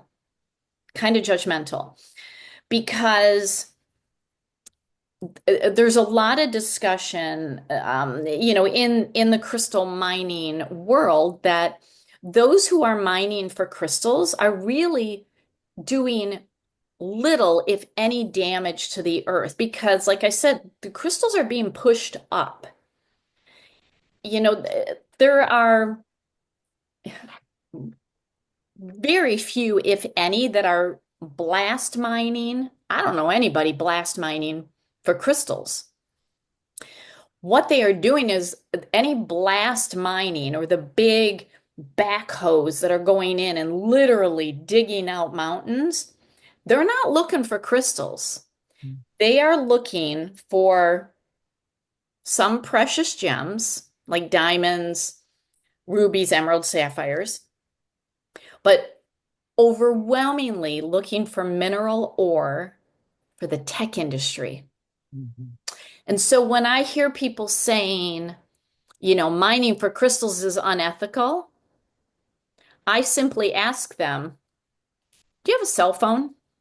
Oh, of course I have a cell phone. Do you have a computer? Yeah, I have a computer. Do you have a television? Yeah, I have a television. The excavation for the minerals to run all of this is what is stripping the earth. It's Mhm. not the people like you and me who love crystals. My Herkimer diamond was literally found less than a foot in the ground. But what it takes to run this cell phone, they're going deep to get. So most crystals are being found as a byproduct of other industries. They're mining for ore. They're looking for gold and copper and silver. Now what they're really looking for is titanium. They are looking for lithium. And I don't want this to come off as any sort of political statement, but why there are certain wars happening and in certain areas is because of the minerals. Ukraine is a hotbed of minerals, which is why there's a land grab happening. And I didn't put two and two together until the US was brokering a deal. It didn't go through, but brokering a deal where we would get mineral rights in the Ukraine to end the war. And as soon as I heard that, I'm like, we're in a mineral war. We Mhm. have been in a mineral war with China for decades. Nobody's talking about it. But if you Google mineral war, US and China, oh my gosh, all these hidden articles, because whoever owns the minerals wins the tech war. And that's what we're in. Whoever has the most technology basically wins. I don't know what we win. I'd like to go back to a day that we didn't have cell phones. But this is what is happening. So countries are now coming in for land grabs. And when I find out that certain crystals are being grabbed for the tech industry, I buy as much as I can. So right now, rutilated quartz, which yesterday, don't ask me how, I got the best deal on rutilated quartz, better than what I got in Tucson. The rutiles, we're going to talk about them on next Saturday. The rutiles are needed for the chips, for the cars, and for all of the tech that is happening. So rutilated quartz mines are being bought up by the Chinese. Celestite mines, because they have strontium, they need strontium in the tech industry. China is coming in and buying mineral rights here in the US, and they're going all over the world and buying them. When I was in Tucson last month, I was at the Oralite 23 booth. Oralite 23 comes from the Canadian side of Lake Superior, one location. One guy owns the mineral rights to the location. His name is Howard. And I remember last year he told me that 90% of his crystals were going to China. And I said, are they going to the tech industry or are they just going to Chinese people who love crystals? And he said both. He said, I can't control what's happening when they go over to China, but he said, I think people are just wanting the crystal. But he said, I know a portion of whatever that is also going into the tech industry in China because of what, and we're going to talk about Oralite 23 next Saturday. When I saw him last month and I was in the booth and there was very little in the booth. His booth was like a quarter of the size of my office here. It was tiny. There was not much in it. And I'm like, Howard, what is going on? And he just looked at me and he said, get what you want. Of course, I'm going to get what I want. What do you mean? And he kept saying that. He's like, get what you want. And so quietly, I'm like, what are you trying to tell me? And he said, you see that Chinese guy standing right at the outside of the booth?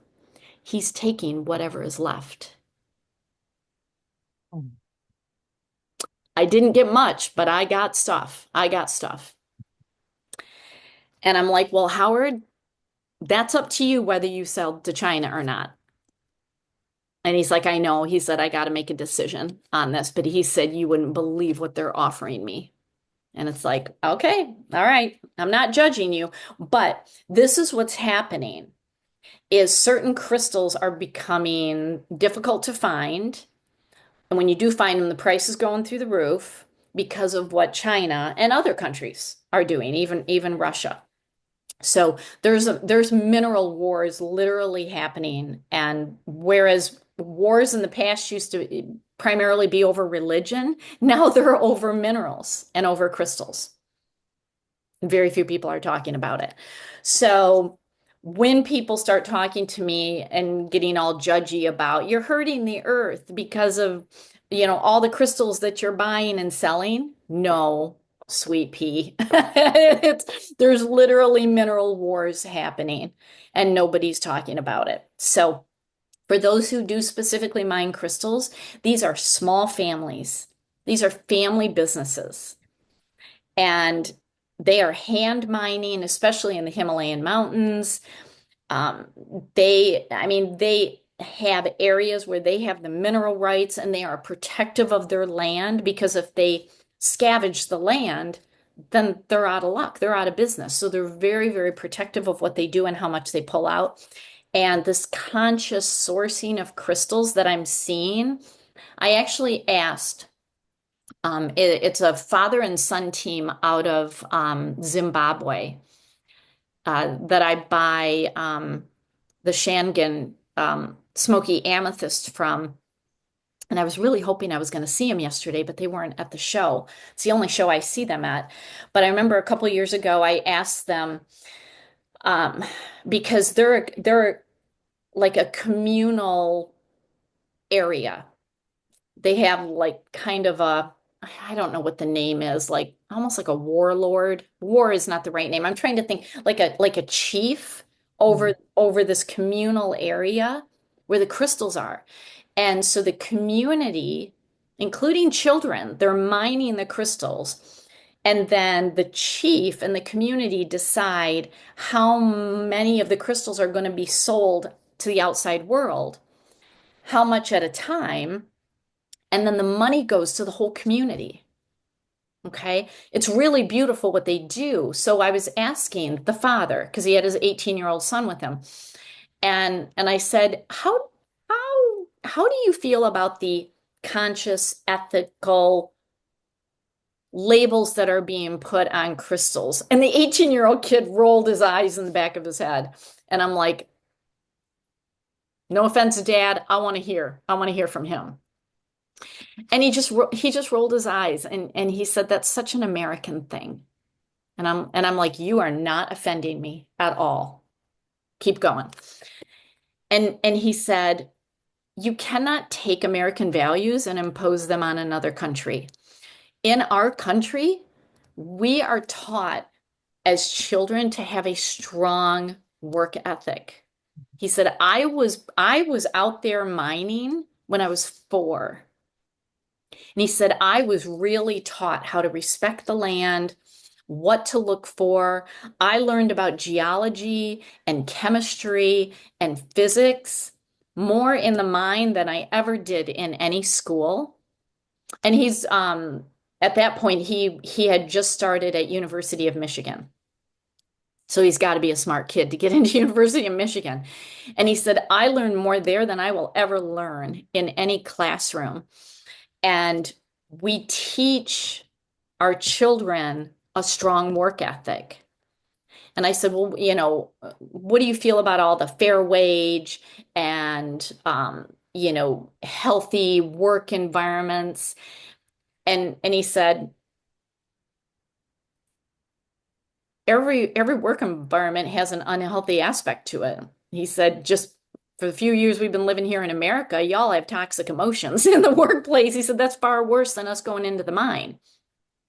But he said, we're not even going that deep. But he said, you put your coal miners deep in the earth, you don't have a problem with that. But you have a problem with us going basically sideways into the earth, into a cave, maybe 10 feet, 20 feet, and working as a community to bring crystals out. So he said, you can't impose your child labor laws on us because we actually have a work ethic. And he said, I haven't seen that work ethic here in the United States. And everything he said, it's like he's absolutely right. So just be cautious of that, this whole conscious ethic sourcing of crystals. Yeah, there are certain crystals that I will not buy because where they are mined, the money goes into the hand of terrorists. So, for example, I no longer buy lapis lazuli, and sadly, I don't buy kunzite unless these were mined before, oh, what was the year? What was the year that the Taliban took over Afghanistan? 2021? Was that 2021? I can't remember the year. But basically, my cutoff is pre-COVID. If I can find a miner and I just ask them, oh, when were these mined? And if they say, oh, I mined them back in the 1990s, I'm buying them. And then I'll ask them questions like, hey, do you get to keep all the money from the sales that you make at this event? That's my backdoor way of asking them, do you have to send money to your government? And if they say something like, well, I have to pay a fee to the government, if they're paying the fee right now, it's going into the hands of the Taliban. So I asked that question yesterday of a guy because I haven't had kunzite in the store for years. And I asked him, when did you mine this? And he said, oh, we got this fresh last year. Oh, ding, ding, ding. It's going into the hands of the Taliban. There's no way you can mine at this point without them taking a portion of the money and it's funding terrorism. That's a personal choice that I have made. Not everybody goes that extreme. Um, Also, Guerrera amethyst comes from the Guerrero um, area in Mexico, and it's beautiful amethyst. But unless it was mined pre-1990, all the money goes to the Mexican cartel. That's a personal choice I've made. I have a couple of small pieces pre-1990, but I will not buy it, even though it's gorgeous and I'd love to offer it because that's a choice that I've made. So just be aware of that, that when there are areas that are run by terrorists, they take money from every industry, and that includes crystal mining. So, unfortunately, for me, no lapis lazuli, no more kunzite unless they can satisfy when it was mined and whether they now still have to pay a fee in. Now, I do know a pair of brothers, they're actually in Ohio, and they still have a sister and a brother-in-law in Afghanistan. And what they told me was like I gotten hackmanite from them. I forget the other crystal. I haven't gotten kunzite from them yet. But basically, the sister and the brother-in-law smuggle it across the border to Pakistan to avoid having to pay the Taliban. And they just straight out told me that. And it's like, whoa, okay, you're pretty bold for telling me that. Um, so it's like you can't just come out and say, do you have to pay a fee to the Taliban or to the Mexican cartel? Because they're, of course, going to say, oh, no, we don't do that. Really? Are you sure about that? So I ask it in different ways. So just be aware of that. Um, And just be aware that China is buying up a lot of mineral rights here in the US, but the crystal industry is small family. They own the mineral rights to certain properties. They're not doing the blast mining. They're not doing the deep digging. That's not what's happening. But I stay on top of this. Like right now, the Euphorolite that I've offered for the last several years, really, really hard to get. But I made friends with the miner who has he said he has the property rights in the Black Hills of South Dakota to this. Well, he's now in a lawsuit with another guy who claims to have the property rights, and the other guy actually trademarked the name Euphorolite, which is why this year, for the first time, it was being sold under a different name called Indigo Light. And who I get it through, they said they're done. They're done. They're not getting messed up in this lawsuit. So I don't think I'm ever going to have any more, which is why I had to limit the sale of it this year. So crystals are becoming very popular because they're going into the tech industry. Now, one thing I want to mention before I get to the fakes is there is a lot of mislabeling of crystals happening. And in the geology and the gemology world, they've had it with the metaphysical people. They have had it. I am on chat boards and the how they make fun of some of these names. It's like, I get it. I get it why you're making fun. It's ridiculous what is happening. In the back of your workbook, on page page 133, I'm now keeping a list of the nonsense that is happening with names. Okay. Um, just be aware. And it's primarily coming from one guy. Now, there is the Euphorolite issue where I have been getting from his name is Mark, who claims he owns the mineral rights to the mine, but then a guy named Gary Rowan came in mind and then trademarked the Euphorolite name, and so that's what they're in a battle for. And but most of the trademarks are coming out of a guy named Robert Simmons, who wrote the Book of Stones. I cannot stand Robert Simmons. I cannot stand him at all.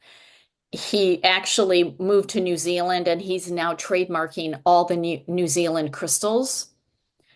And it is ridiculous. Like he took quartz out of India and trademarked it as a zestulite.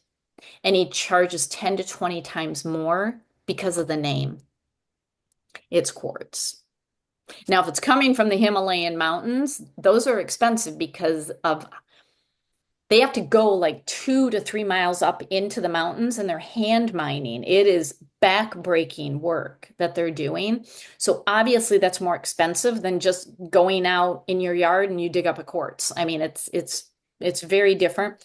But he is trademarking for the money. He is detested in the gemology and geology world. They cannot stand Robert Simmons and what he is doing. So you're going to see a lot of the names that he has come up with. And when I look at some of the names, I've tried to give you what the real geology name is. Because when a crystal is found, um, what they do in gemology, which is like the really fancy jewelry crystals, and geology, which is kind of what we work with, they actually have to go to the International Mineralogical Society to propose a name to the Commission on New Minerals and Mineral Names. And so, like amethyst, whoever came up with that went to them and said, we have this purple quartz, we want to call it amethyst. And the commission said, thumbs up, you got it. Okay. All of these frou-frou, fluffy names, they're not going through that commission. Now, I can't even find some of these names, most of these names, at the US Trademark and Patent Office because I can get into the system and look, and it's like I'm not even seeing them. So unless they're registered trademarks, I tend to ignore. the name and I call it for what it is. So some of these just drive me crazy, like the Himalayan Herkimer. Herkimers only come from Herkimer County, New York. We're going to talk about Herkimers next Saturday. They're not Herkimer diamonds. They are double terminated quartz out of the Himalayan mountains, period. That's what they are. They're not Herkimers. Packamers. There is a dealer that here is local to me that I have a very good relationship with. He labeled Pakistani double terminated quartz as Packamers, Pakistan Herkimer combination, and I chewed him out at a show. Chewed him out. I'm like, first of all, did you go to commission? Did you submit the name? Did you get approval? He didn't even know about it. And I'm like, dude, you can't do this. You can't make up crap in order to draw people in to sell it.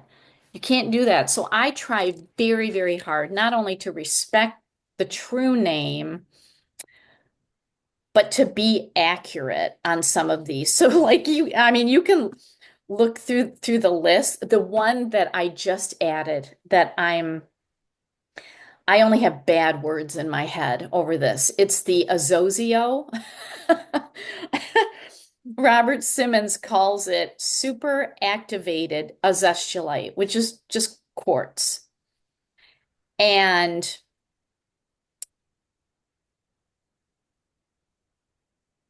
why is it super activated? He doesn't say, other than he just calls it super activated quartz. And it is outrageous in price. And it's like, I'm sorry, dude, you don't know what you're talking about.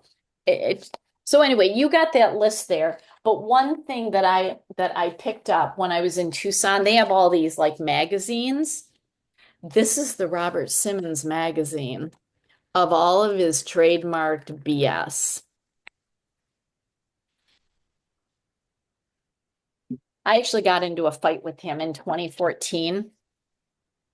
Um, he doesn't show up at the show anymore because he it would literally be um pitchforks and fire running him out of town. The industry here hates him that much.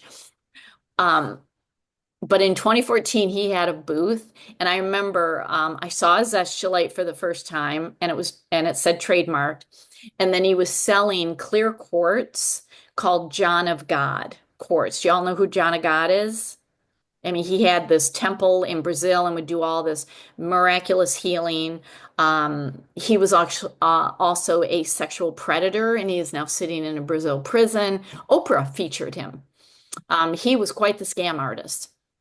And underneath this temple where he did his work is quartz. Brazil is full of amazing crystals.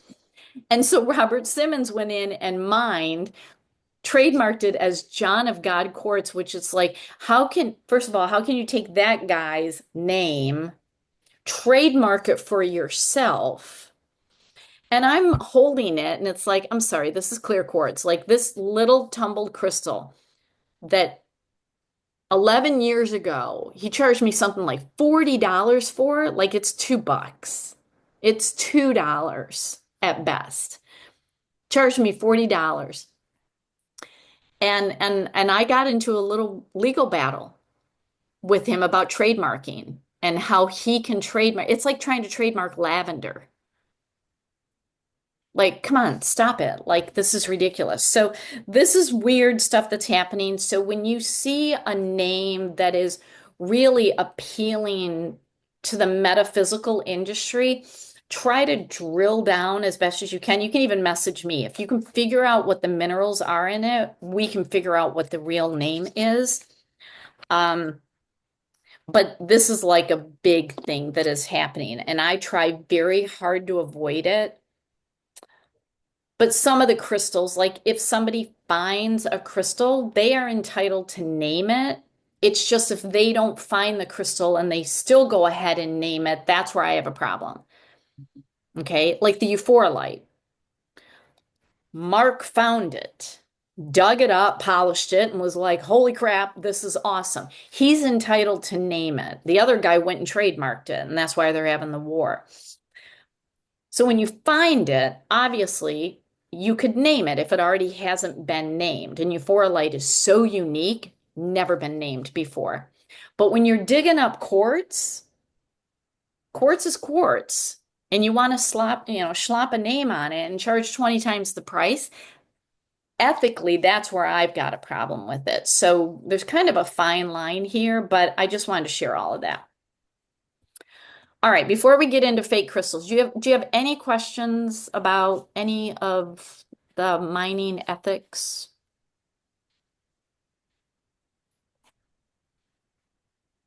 Okay. All right. Let's talk about what I love to make fun of. All right.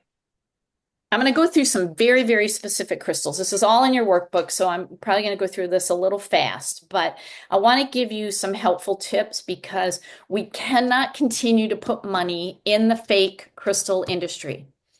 It's like, and Melanie, you would understand this, and Tina, you might even be aware of this, the puppy mills. Mhm. As hard as it is to walk away from a puppy in a puppy mill, when puppies are paid for and the money goes to the puppy miller, they're just going to keep doing it because they're going to say it's a demand. For my inbred dog with three legs and no eyes and it grew an extra tail, like there's a demand. And so when like the rescuers go in and try to put them out of business by buying all the puppies, all you did was keep them in business. Like we have to shut down the flow of money. I see a ton of fake crystals in Tucson now. I'm still trying to find out who technically runs the Tucson show because it's so massive. Thousands and thousands of vendors over 50 different locations in the city. I can't seem to drill down and figure out who runs it because I am livid over some of these. So I try my very best to stay on top of all the fakes. Here's some clear signs. This, the overly saturated. Mother Nature creates beautiful colors, but not this. That is obviously fake. The dyed geodes, they're spray painted. You can literally take your fingernail and scratch them. The ones on my, I'm just seeing a black screen. oh, what was Sorry to interrupt, but I don't think your screen sharing is working. I'm seeing a black screen. I'm T? good on my end. Oh, Oh, Melanie, you are? Melanie, Yeah. you're frozen. So Yeah, you're kind of blipping there. yeah, like your screen is frozen to me. So I'm wondering if you're having internet issues. Here. Yeah, probably. Okay, probably. My internet does not like my computer, so sorry to interrupt. No, No. no, thanks for telling Oh, me. I'm going to stop sharing and I'm going to reshare. Okay, I'm resharing. Okay. Okay. Yeah, and your screen Um, is now totally black. yep. Okay. oh, really? Yeah. Let me switch. Whoa, something else here. This is all in your workbook. Okay. So, Okay. yeah, so you're good for now, but whatever you need to do, go ahead and do that and I'll keep going, but this is all in your workbook. So Okay. so when you see stuff like this, the geodes that are all one color, that's not how minerals grow. They're not all one color. When they're this deeply saturated, that's not what happens. The ones on the left, those are actually injected. They take the color and they inject. So they've melted down the quartz, rebuilt it back up with an injection. They've also colored it on the outside.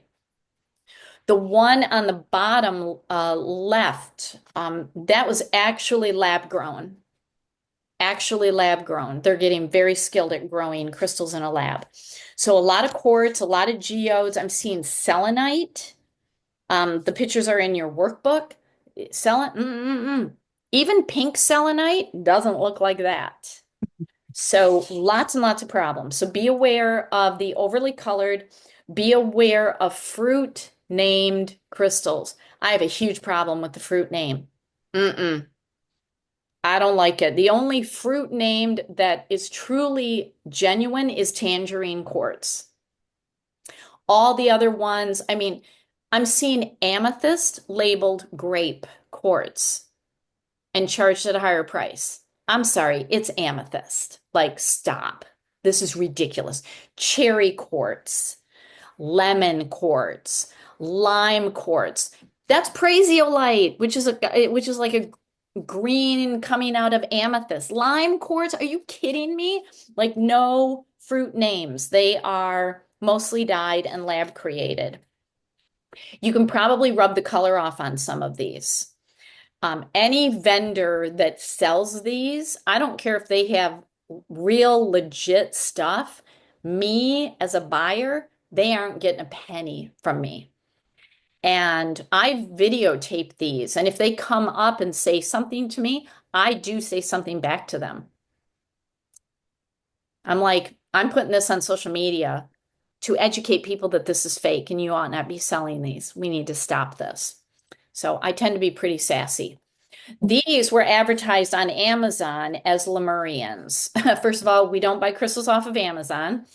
Second, these are totally lab created because of the infusion of color. And they are not Lemurians. They don't have the striations on them. That's a hard no. And I actually commented on the seller's post to say totally lab created, not Lemurians. This needs to be removed. I even reported it to Amazon. I haven't gone back to see if they removed them, but hard no. Okay, these are some specific ones. Aha White is very rare because the mine flooded back in the 1980s and there is no more. I mean, what is on the market is on the market and it just keeps recirculating and the price goes up. Real Aha White has an inclusion of this aqua color. That's the Aha White. So the one on the right is actually mine. And you can see internal, it's got that aqua color. I'm seeing Aha White being sold where the aqua is on the outside. Nope, that's not how Aha White grows. Okay, it is probably chrysocolla that they're selling. It's not Aha White. And kind of the sister crystal to Aha White is Papaja White. The real has a robin's egg blue included within the quartz. What I see on the right absolutely is chrysocolla. Or what I see on the left, the fake. That's chrysocolla. That's not Papaja White. Papaja White and Aha White are very expensive. Like little 1 inch pieces, you're paying a couple $100. They are very, very expensive now. So be on the lookout. Amber, oh my word. I mean, there is virtually no amber on the market anymore because the original amber comes from a now extinct pine tree.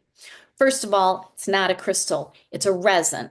It's like us taking frankincense resin. I mean, how we get our frankincense oil is they take the frankincense tree, they scrape it, the tree oozes frankincense resin, it hardens, and then they chop it off. You can chew the resin or you can distill it down into an essential oil. It ain't a crystal. Amber, it's not a crystal, but it is highly adopted by the crystal industry as a crystal. It's resin, but some people like it. Okay, if it's your thing. Here's the thing. Most of the amber on the market is really copal, which is a different type of tree resin. It's not amber, it's copal, or it is plastic being sold. Now, how you can test, because I have probably 6 or 7 different amber pieces. Only one is real, all the rest is totally fake. Either plastic or copal. Real amber smells like pine. So when you take your fingernail and scrape it and smell it, it smells pine. You can take a flame and hold it up to it. Amber doesn't melt. If it's plastic, it'll melt. You can put nail polish remover on it, and fake amber gets real tacky and sticky, whereas real, it just runs off. And real amber floats in salt water. If it sinks, it's not real.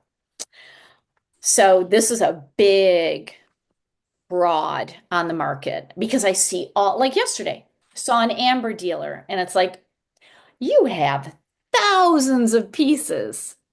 I don't think so. That tree has been extinct for thousands of years.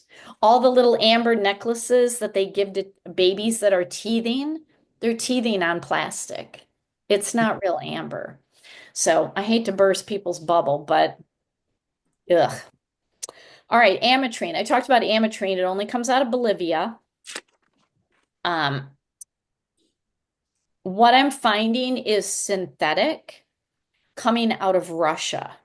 So first of all, I look at the location. Many of the crystal dealers are getting smart to this, and even though it may be lab created or coming out of Russia, they say, oh, it comes from the Anahi mine in Bolivia.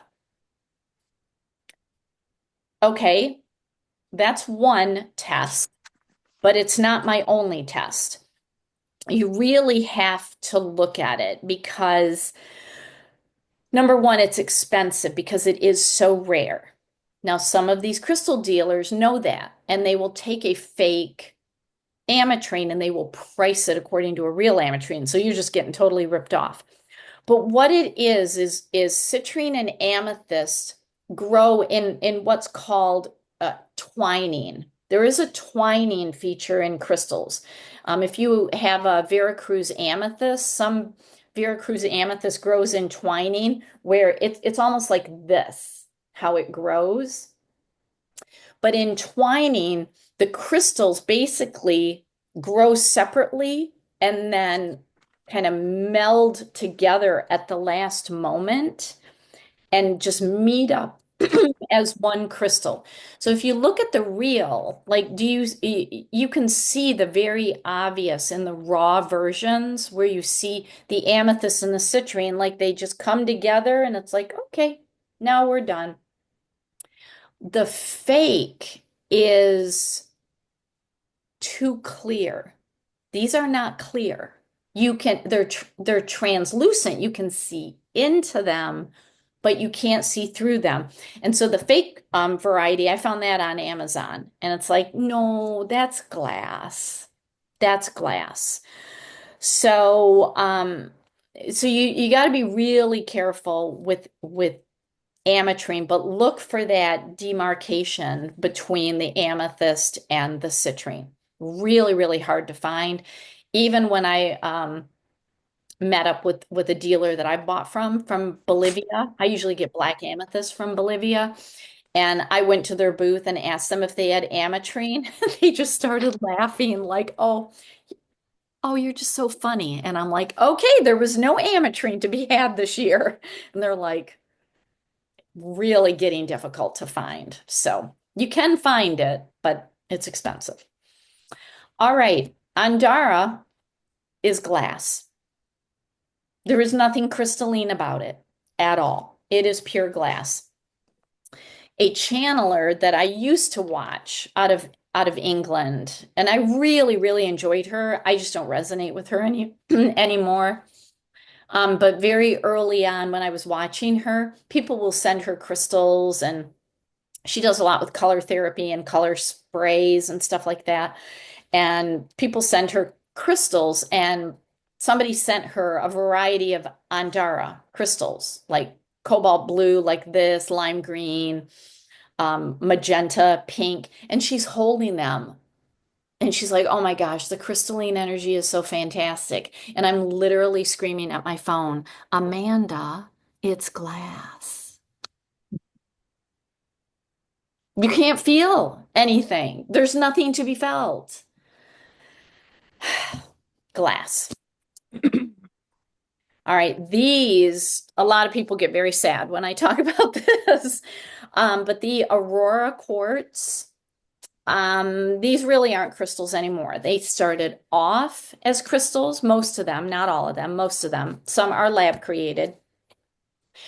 But they bonded minerals on the outside, like titanium, and they have to use such high heat that it actually destroys the crystalline lattice. So the molecular structure has been damaged.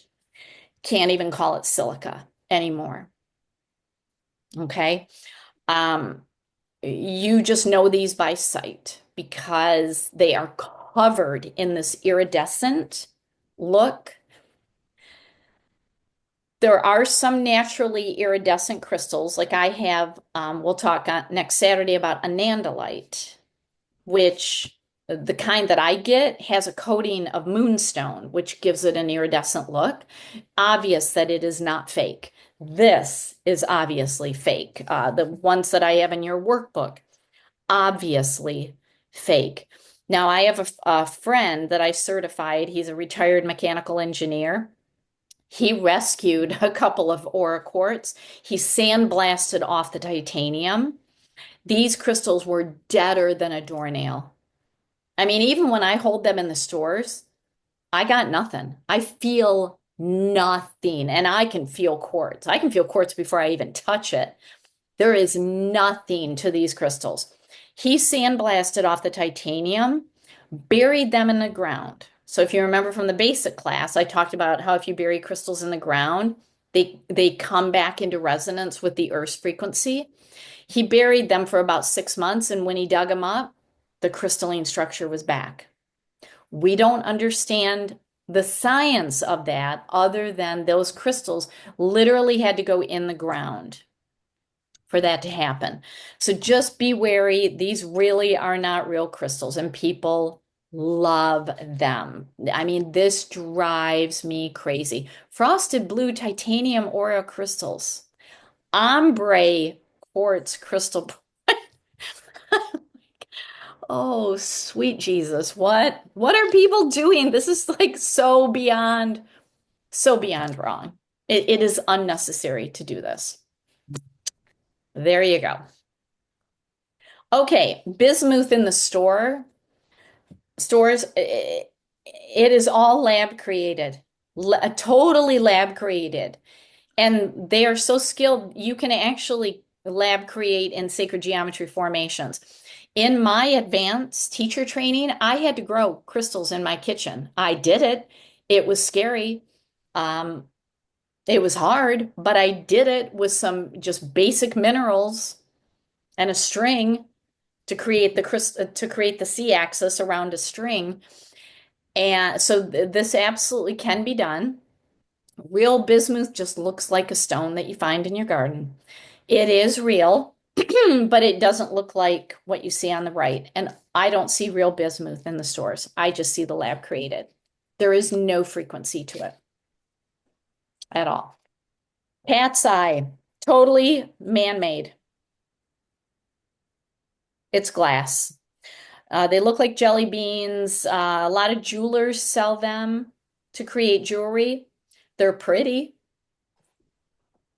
but there's no crystalline energy. Okay? Be aware. Calcite.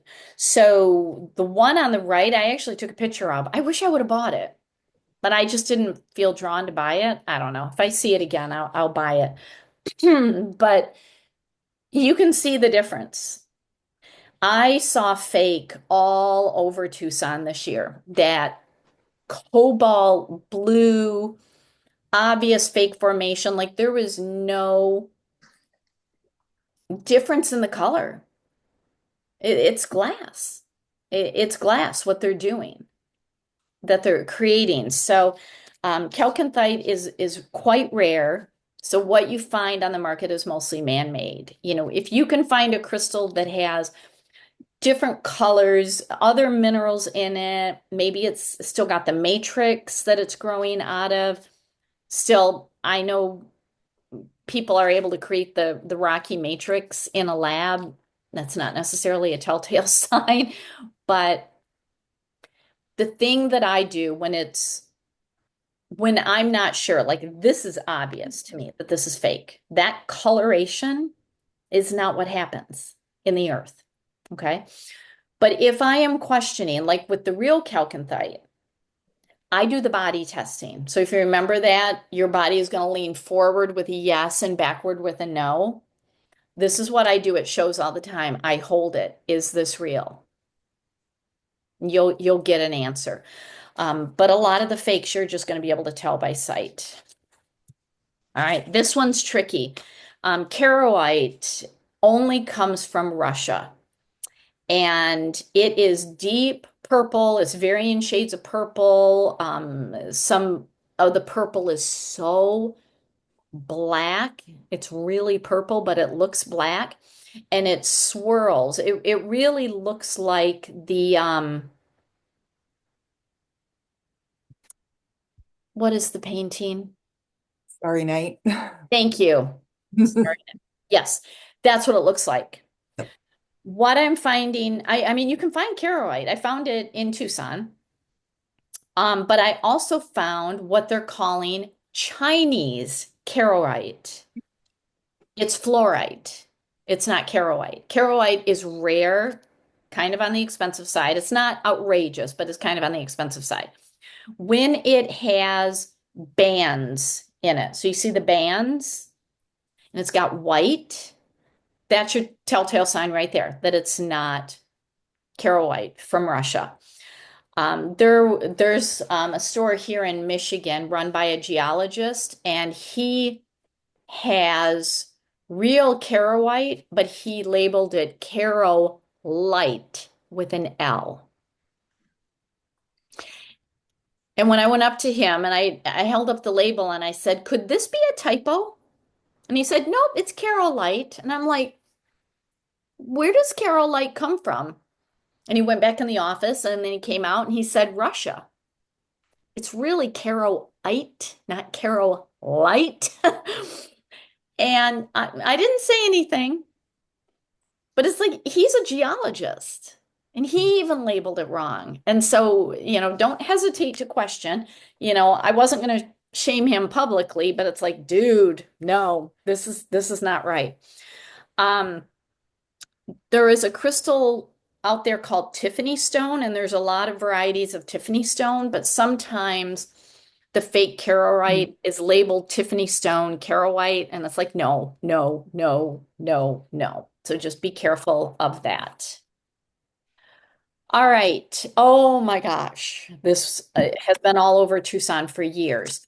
The lab created Chinese green quartz. And I will tell you early on, like 10 years ago, when I saw this, I'm like, oh my gosh, I have got to get this. This is gorgeous. And when I held it, because I always ask, should I buy this for the store? And I was getting a no and getting a no. And it took a couple of years and finally I really looked at it and it's like these points are five-sided. Quartz is silica. Silica is a hexagon. Hexagon is six-sided. So it's like, nope. Plus, look at the coloring. No. That consistent coloring, that especially in points like that, where you have the whole crystal, not just like you broke a piece off. That's not how quartz grows. Now, where you can find real is the one on the right, the green phantom quartz. The green isn't on the outside, it's on the inside. It creates the phantom where the crystal grew, and then it got covered by chloride. Chloride is green. And then the crystal grew again. So it's all internal and it is six-sided. So this one is really tricky, but the Chinese green quartz is totally man-made.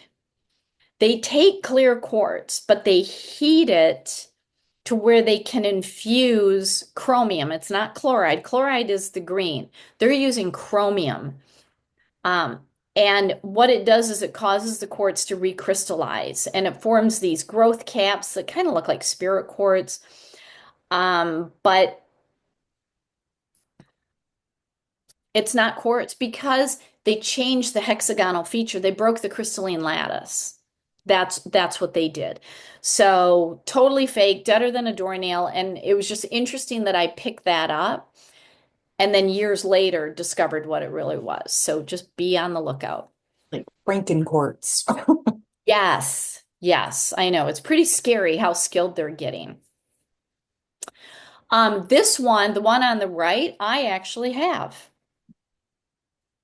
12 years ago, it was all over Sedona.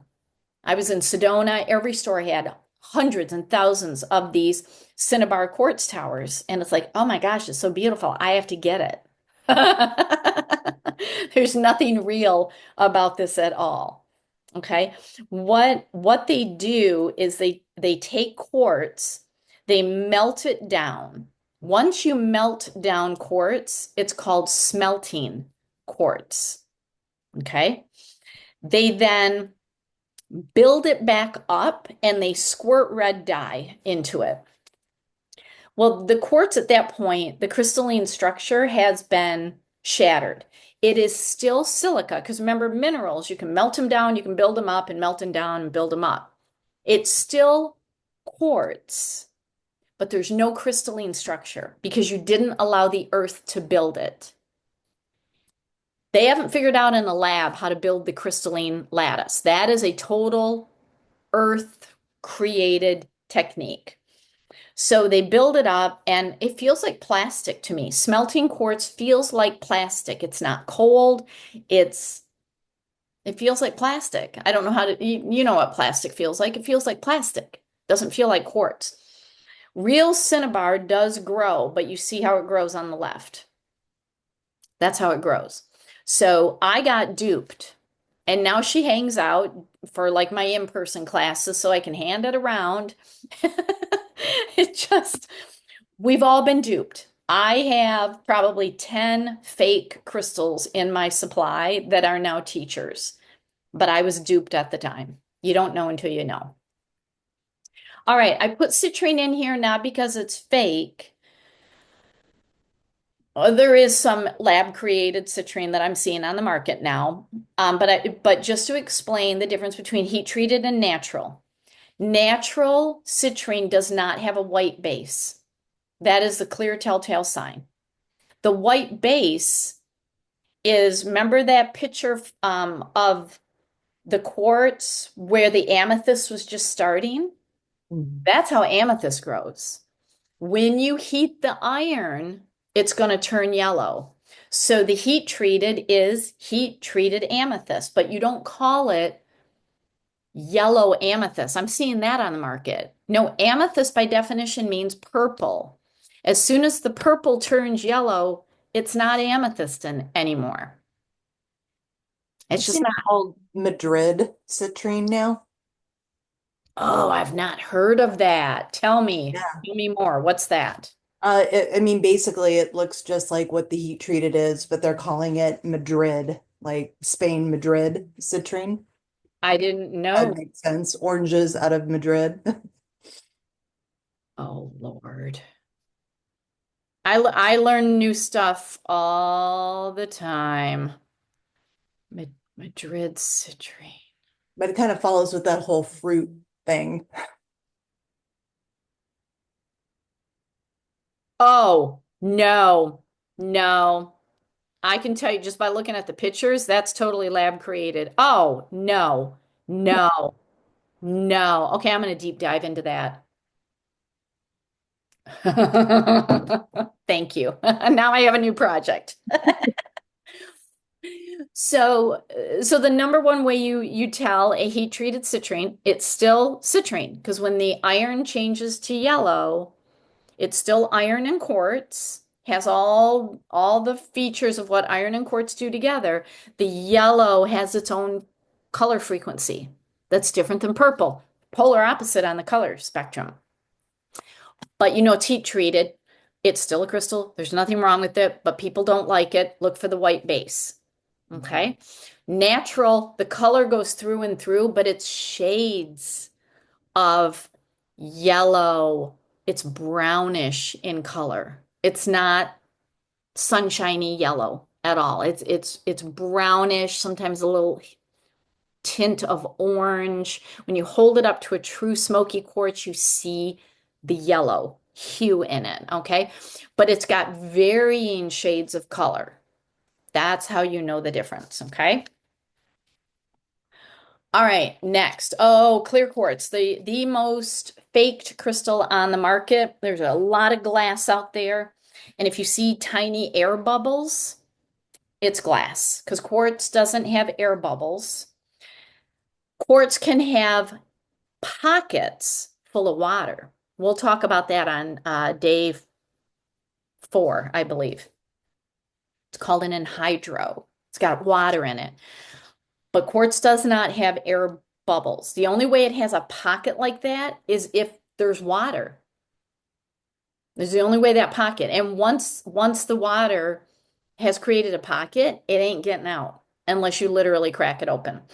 So how you tell quartz from glass, quartz is cold. You can pick it up. It's cold to the touch. If you break it, quartz breaks cleanly, whereas glass shatters. Okay. And if you take a real quartz and if you like look through the crystal, if it's clear enough, and you look through the crystal at words, and if the words in the book magnify, it's glass. Or if the words are just normal like they are, if it's normal size, it's clear quartz. If they magnify, they're glass. Okay. If it feels a little waxy, it's probably calcite. And calcite doesn't grow in six-sided. It's cubic. All right, Fordite. It's paint. It's paint from the Ford plants here in Michigan. So the store that was selling the Carolite, the geologist, he had Fordite. And this was like, okay, Allie, do not be the crystal Grinch. Like, that's what I've named myself. I destroy people's beliefs about crystals all the time. And there were two girls. One claimed knowledge of crystals, the other one was a novice.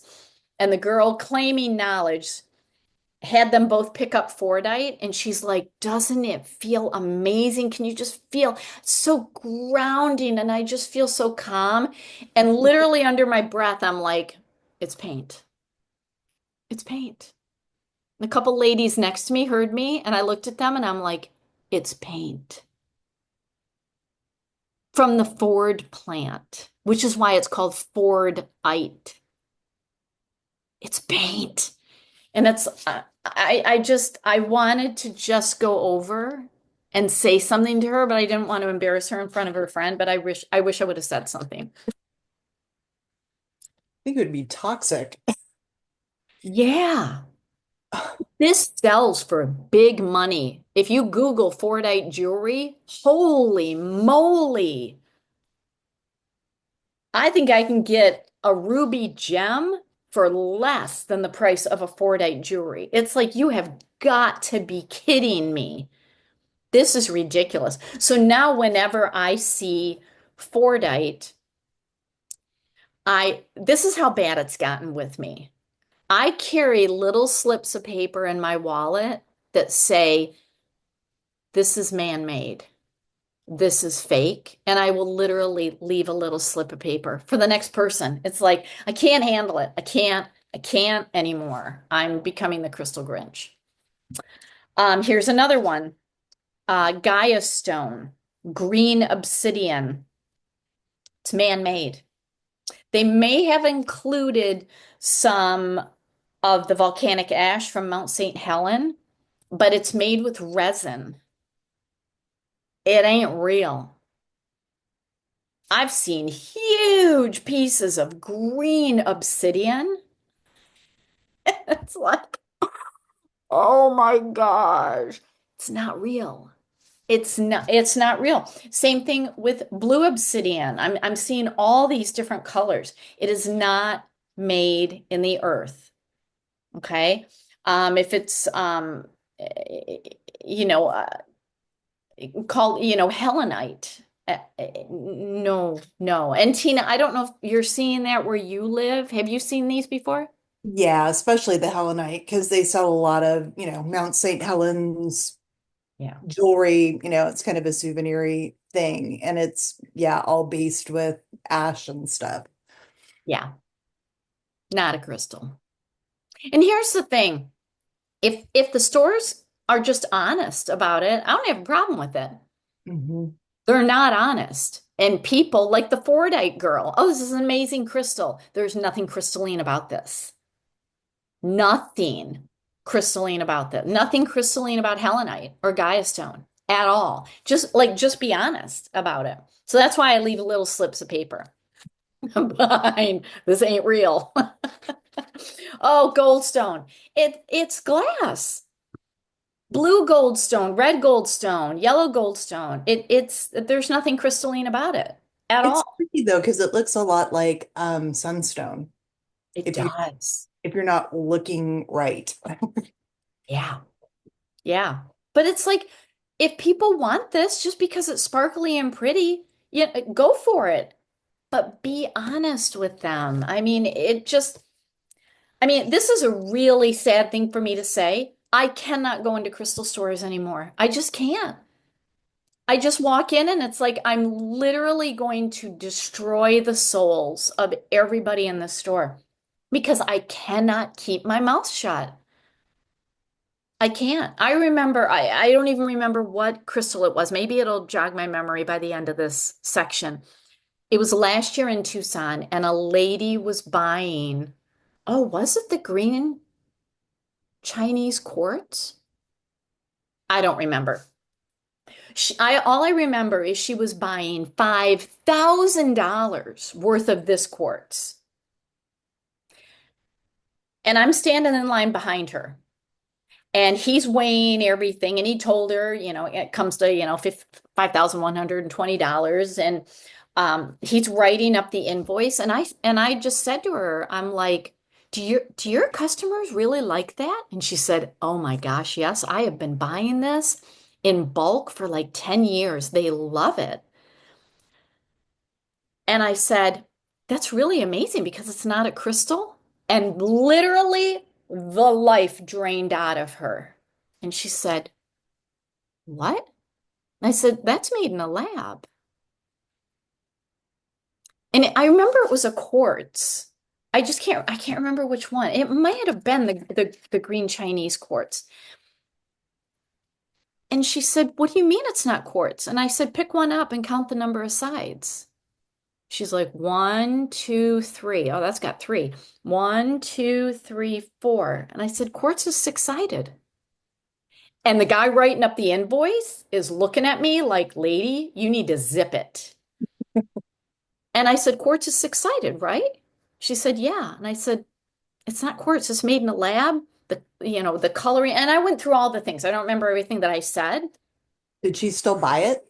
No, she looked at him and she said, why didn't you ever tell me this? And he said, I'm just here to please the masses. And I said, you need to be honest. I'm taking your business card. And when I figure out who runs the show, I'm reporting you. It's called Truth in Advertising. And I just may turn you into the Federal Trade Commission because that's what my lawyer brain does. You can't be fraudulent. Just be honest. And I But looked at her and I said, if your customers like this, because it's decorative, if they like it, you just have to be honest with them. I'm not telling you not to buy it. It's just you now have to be honest. And she's like, I ain't buying this. He's fraudulent. And she's like, thank you for telling me. She said, I feel like a fraud. And I said, you're not a fraud. You were duped. We've all been duped, and you just pass along. Well, it's hard because it's a learning curve. Like when you start wanting to get into crystals, like I think some of the first ones I bought were like home goods, kind of Yeah. decorative things. And some of them actually turned out to be legit, and I got some really kind of lucky finds. But then I definitely have a lot of, painted too good to be true ones too. But if you don't know, you don't know. Yeah. Yeah. And with the crystal stores, anybody who's selling crystals, you better know what you're selling. You have to be honest in it. I mean, this is what the Federal Trade Commission goes after. Federal Trade Commission goes after Young Living. You know, you can't say this about oils. And they're like, but yeah, that's kind of what the oils do, but you won't let us say it. Like, there has to be truth in advertising. So I have no problem, like, especially with her buying in bulk. It's like, I've just got to ask her a question. Like, Well, I'm it'd not, almost be criminal to watch it and not say yeah. something if you know. Yeah, and that's really what it is. And when I'm in Tucson, I am vocal. It's like they're going to call the cops on me. There's cops everywhere because it's trillions of dollars of money there. And it's like they're going to call the cops, they're going to kick me out. But I'll just say right out loud, like to myself, I'll be picking up a crystal and oh, this is so beautiful. Too bad it's lab created. Like I'll literally just say it out loud and everybody around me hears it. Every now and then the seller comes up to me and is like, "Are you having a problem?" And I'm like, "Yeah, because you need to engage in truth in advertising." It's my public service announcement. Yeah. And a couple of them has said, well, we would appreciate you keeping your opinion to yourself. And it's like, it's not opinion, it's fact. Like, and I'm literally just talking to myself. And if somebody else hears it, I talk to myself all the time. I have the best conversations with myself. And so I'm sorry, you can remedy this. The antidote is just honesty. By Yeah, then, there's usually a crowd.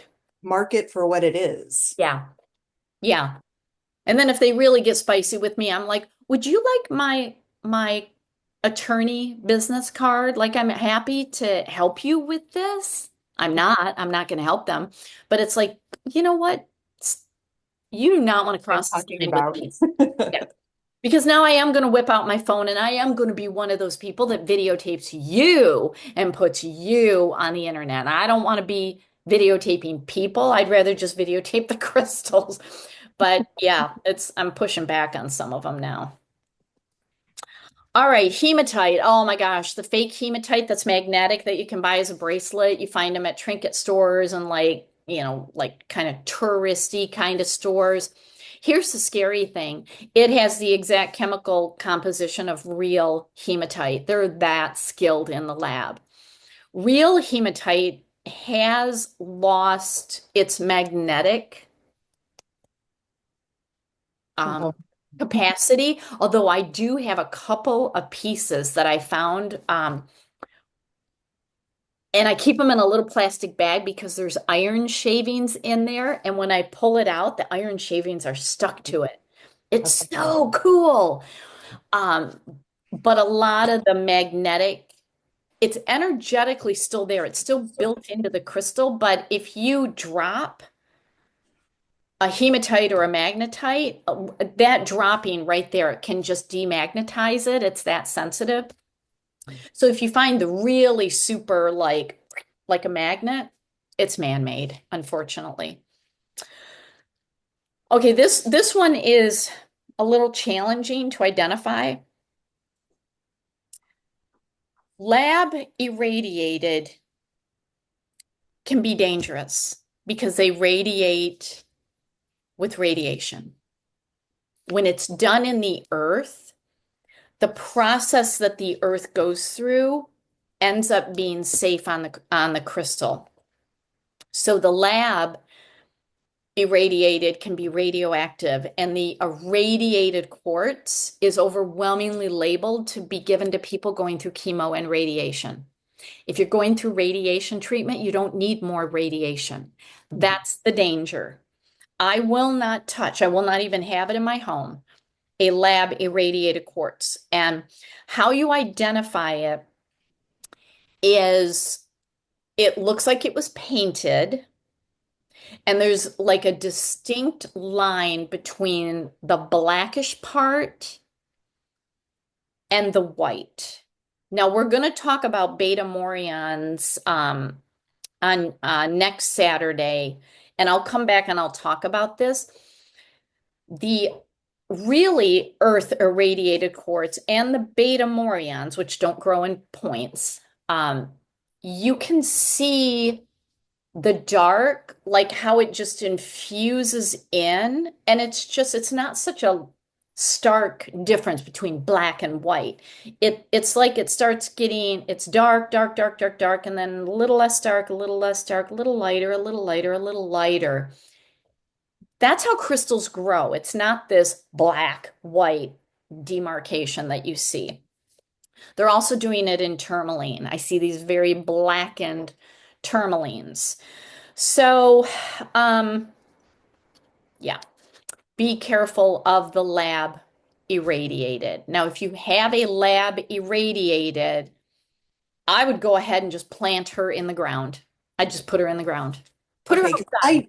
I do have one that somebody gave me as like, a gift with the purchase, and I'm kind of right on the edge with it as to whether it's real or not, because it is kind of right in the middle, and it's kind of stumped me for a couple of years.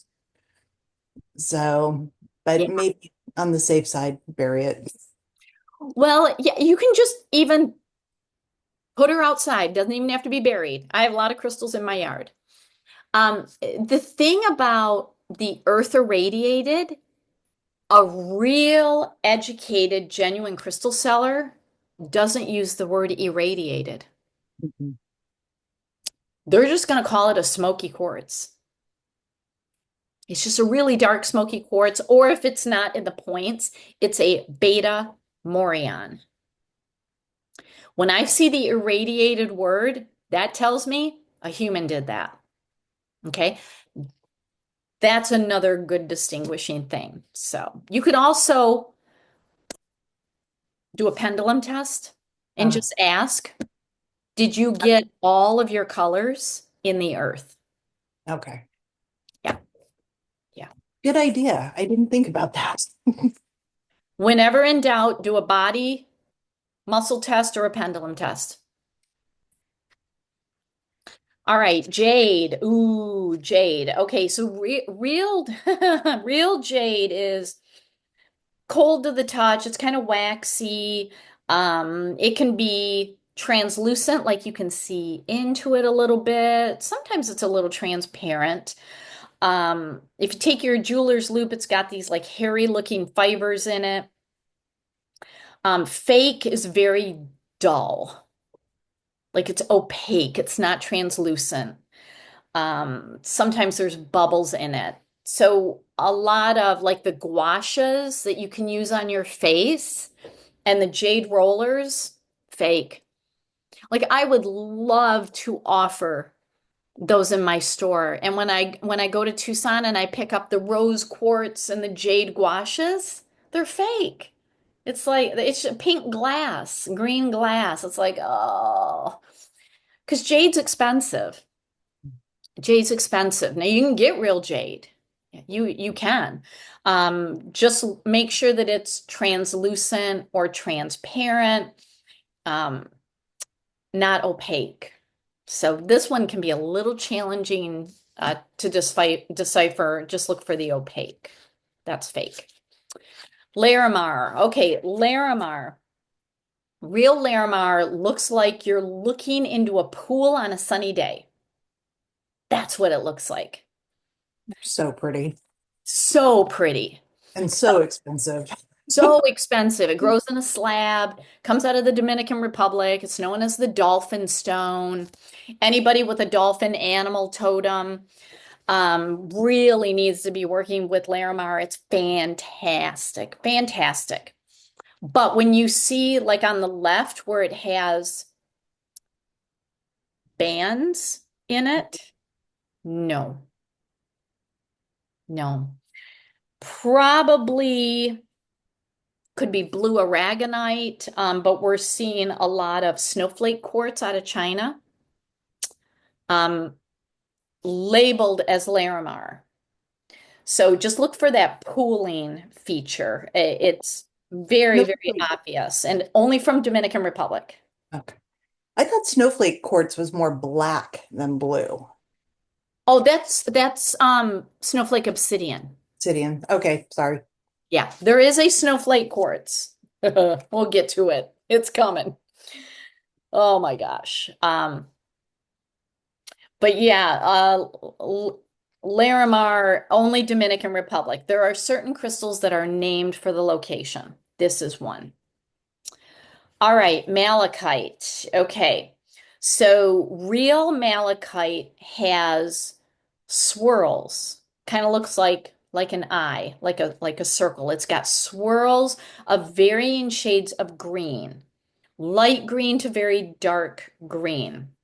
Fake has black in it, and the swirls are jagged.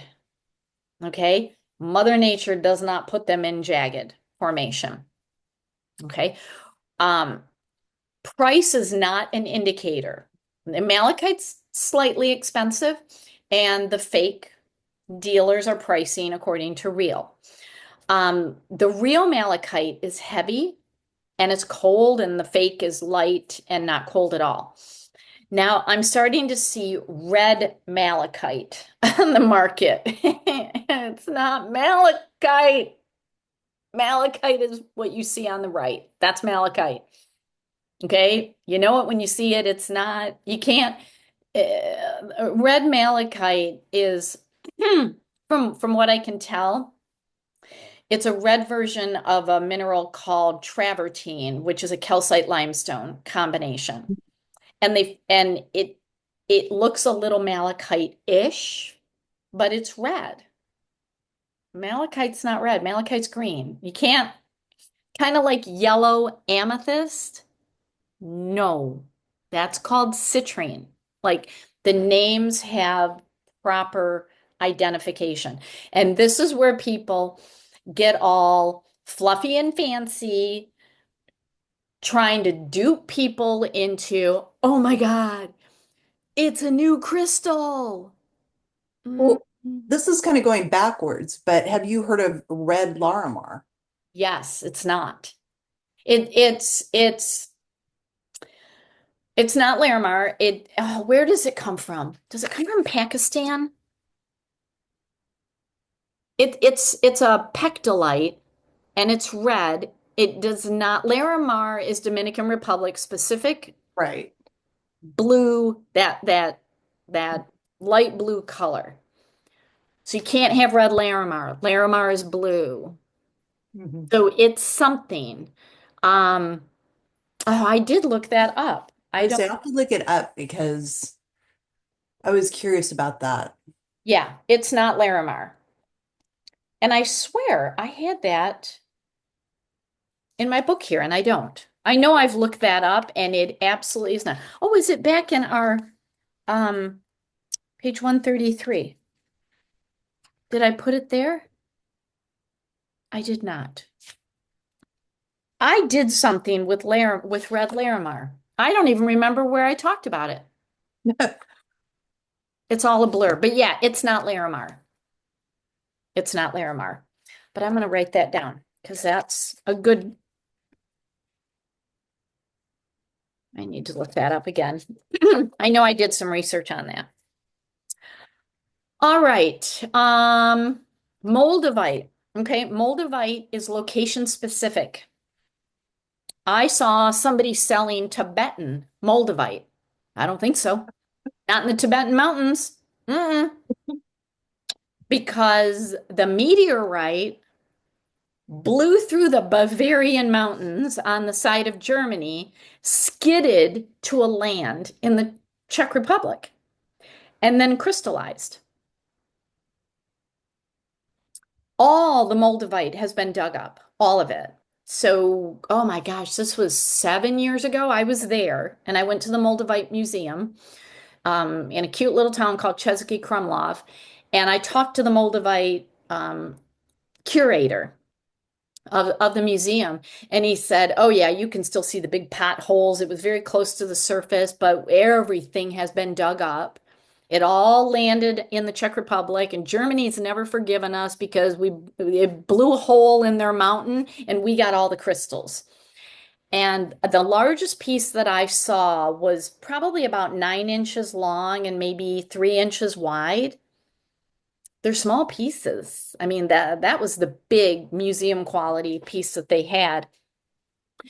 So what is on the market is all that there is, and it only comes from the Czech Republic. The genuine dealers, this is all they sell. Yeah. They I don't can't sell anything believe the else. people that like carve them. and stuff. It's like, why would you do that? No one in their right mind would ever carve a moldavite. I mean, a quarter size piece of moldavite is probably $150. Yep. It, yeah. So, I mean, it drives me crazy. So it's expensive. It, when you hold it up to the light, it has shadows in it. It's got these crevices in it. It's never smooth.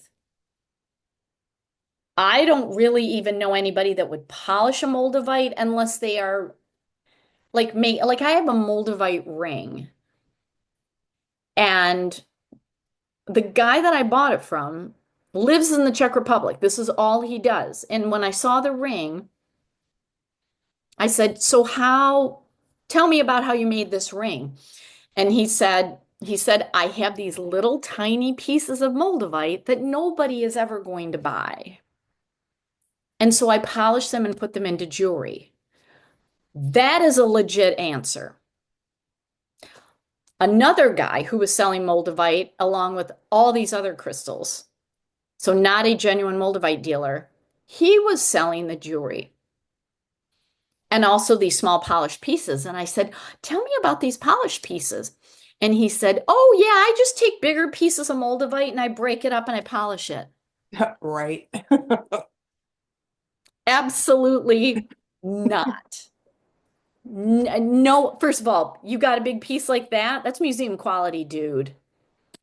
Like you Yeah. could sell that Priceless. tire. Like, come on. Nobody's breaking that up. So it's like it's just knowing the right questions to ask. But when the one guy said, "Oh yeah, I have these little tiny pieces, and every now in transport, I will have a piece break. And if I get these little tiny pieces, then I'm not going to let it go to waste. I'm going to polish it. I'm going to stick it in something." And because he's like, "I'm not even going to let a crumb of moldavite go to waste because it is a finite supply that we have." That's a legit answer. So that's kind of gives you an idea of how to start questioning these people. Yeah. All right. Okay, opalite. Oh my gosh. It is not a cheaper version of opal. I cannot tell you how many people think, "Oh, opalite, it's just a more affordable version." No, it's not. It's glass. It's glass. It's straight up glass. You're buying it in your jewelry, you're buying it in pieces. It is, it doesn't have the color flash. Like real opal, when you hold it up, and kind of like labradorite, you turn it, you get the flash that's in it. You don't get it in the fake. Yeah, it's just iridescency. Right. Yeah. Yes. And when you pick it up and hold it, it's like, I got nothing. I got nothing. So totally man-made. Organite, not a crystal at all. And there are some hardcore organite believers that these are crystals. These are man-made. They may have stuck crystals inside, but they also put just crap. And they just stacked them just Right. Yeah, with like this one, you. you can see carnelian on the top, but it is smothered in plastic.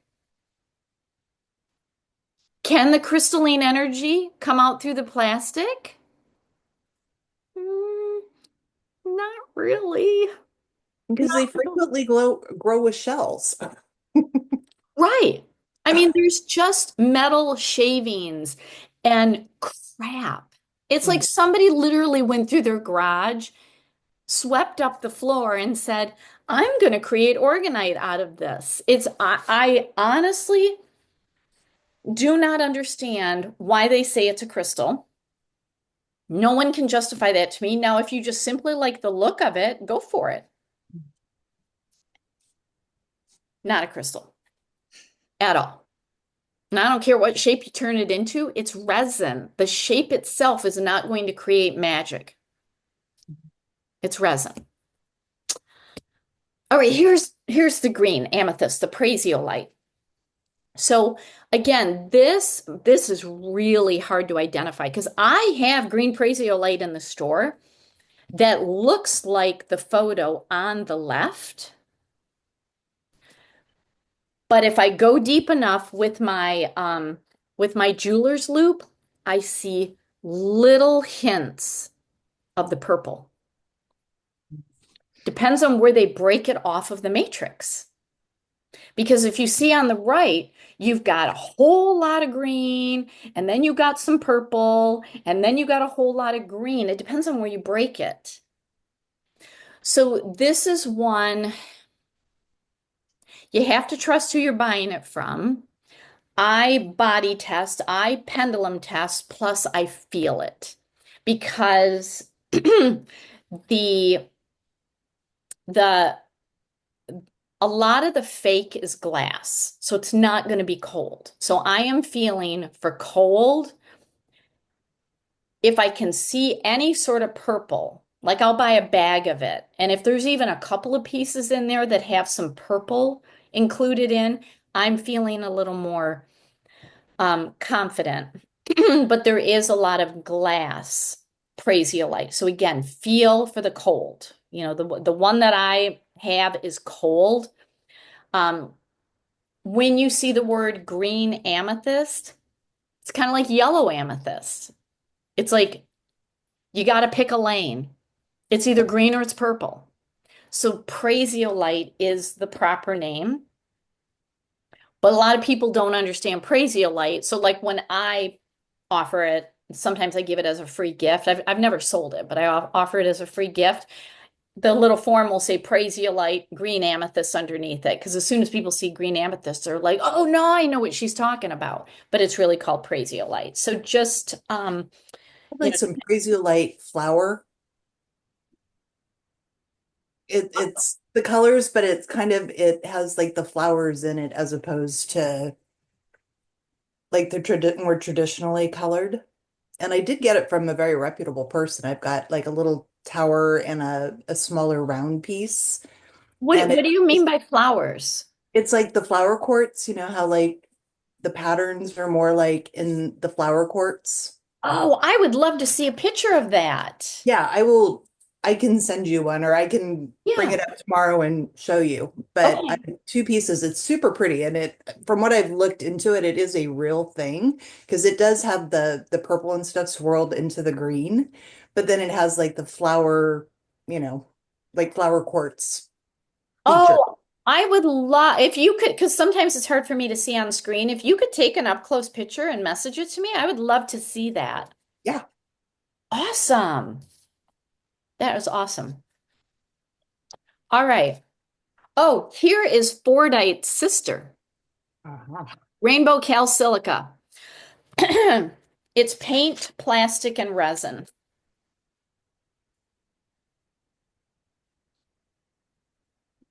That's all I got. It's not a crystal.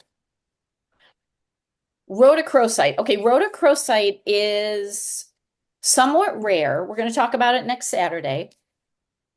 It's a little on the pricier side.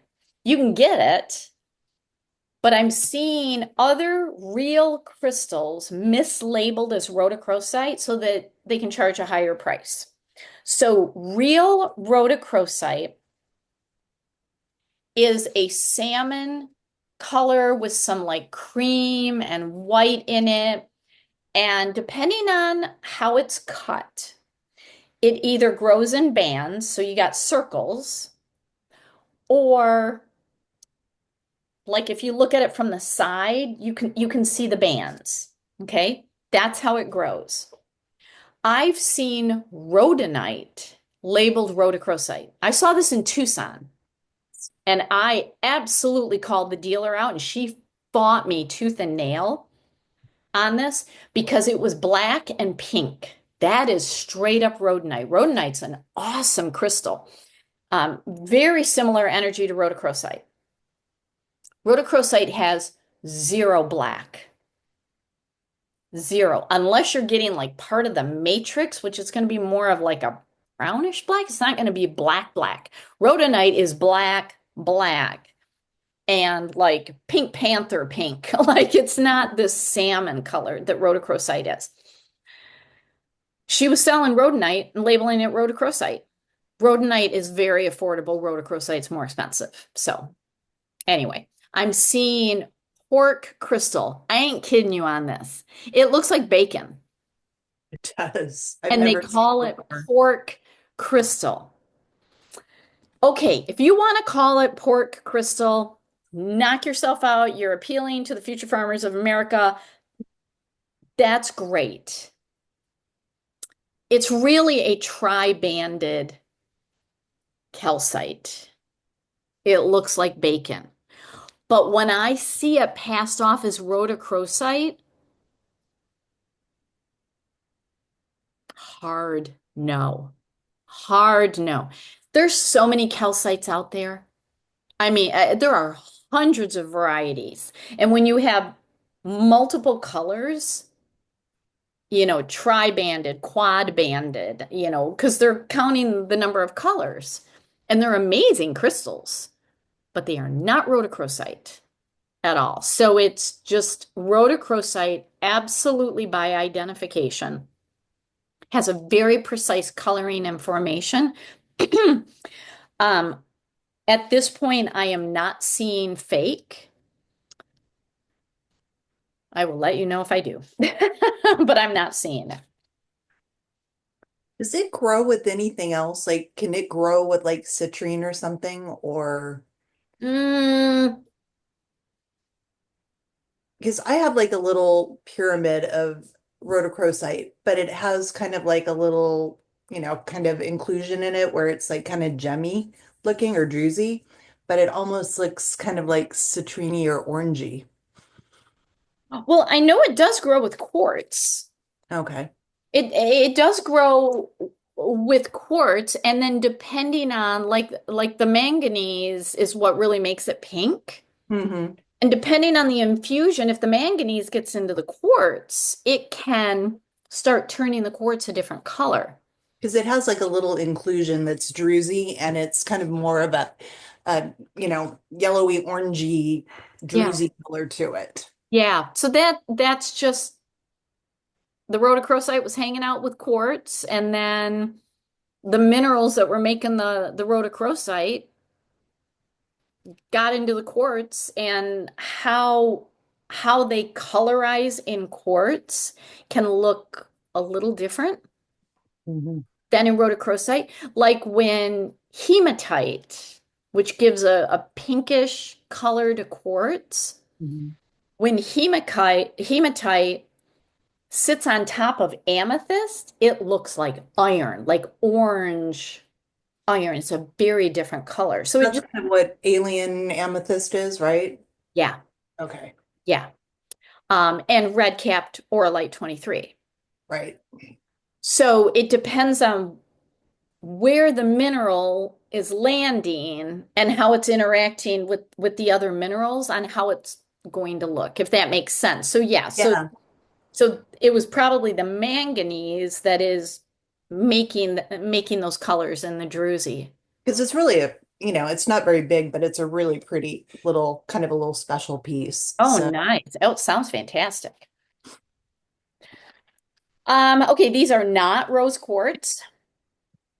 I'm seeing black rose quartz, blue rose quartz, and periwinkle rose quartz on the market. Um, I have researched these extensively. No one is listing the minerals. Sometimes they feel real, like quartz, like they feel a little cold. They feel like a quartz crystal. Other ones don't. When I ask the seller, what are these made of? I get, I don't know. Well, who came up with the name? I don't know. Okay, then y'all not be selling it if you don't know. Um, I think they are real, but they are not rose quartz. They are not rose quartz. They could have, rose quartz has titanium in it. You know, it sometimes has some lithium in it. So you could have a conglomeration of minerals. These could all be another unique name. I just haven't found like the real name. But when I see black rose quartz, no, that's like yellow amethyst. Like pick a lane. What is it? So far, the geology world hasn't really named these. So stay tuned. I'm not saying that they're not real, but if you see one like this, just be aware of, I don't know what it is. It's not what they say it is. Yeah, it's not, they're beautiful, especially the periwinkle and the blue. Yeah.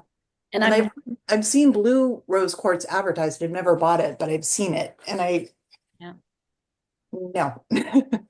Yeah, and I don't, and I'm not entirely sure that it's not man-made. Yeah. It feels cold, but I'm starting to sense that these lab creators, they know just enough. Like they know what we know, and they're like, we got to make this cold. Yeah. We got to put some real silica in it. We've got, it's like, I don't know what they're doing. So I'm not entirely sure. Just be cautious with these. All right, selenite. So both of these are real. Um, but most people call what you see satin spar, they call that selenite. And for years, that's all I knew was Mhm. the translucent Little bars. rods and selenite. And it is a type of selenite, but the proper name is satin spar. Real selenite, selenite, selenite, you can see through. And it grows in a slab. It doesn't grow in a rod. So I do have some of those in the store. I used to have a huge supply. I just started giving them away. Um, so these are just different forms of gypsum, and then other minerals can come in. Like last year, I discovered pink selenite, and golden selenite. So there's some really interesting colors coming on the scene based on what they're being infused with. So just be aware that there's a difference because at this level in your crystal education, we do not call satin spar selenite. You can call it satin spar selenite, but we do not just call it selenite anymore. So this is where you will show your elevated training. Is it the same like cleansing properties though? Like if you're, cleansing a crystal with it or whatever, does the satin spark kind of it basically it's the same thing, so same purpose? Yep, to me, they're the exact same energy, just different growth formation. And we're going to talk about these next Saturday. Yeah, I think this is a really important crystal. They, to me, are the same thing. I like the selenite because it's a flat tabular formation that you can easily set crystals on it. You can set a glass on it and charge your water. With the rods, it's harder to do. Yeah. The rods to me are more for cleansing the energy field, putting in the corners, like my crystal room has the four corners with the satin spar rods in them. So you're just going to use them slightly differently. Okay. Thank you. All right, we're almost done and then we'll take a break. Here is the snowflake or the snowflower quartz that sometimes is being passed off as Larimar. Absolutely glass. Straight up, there is nothing crystalline about this. It is gorgeous.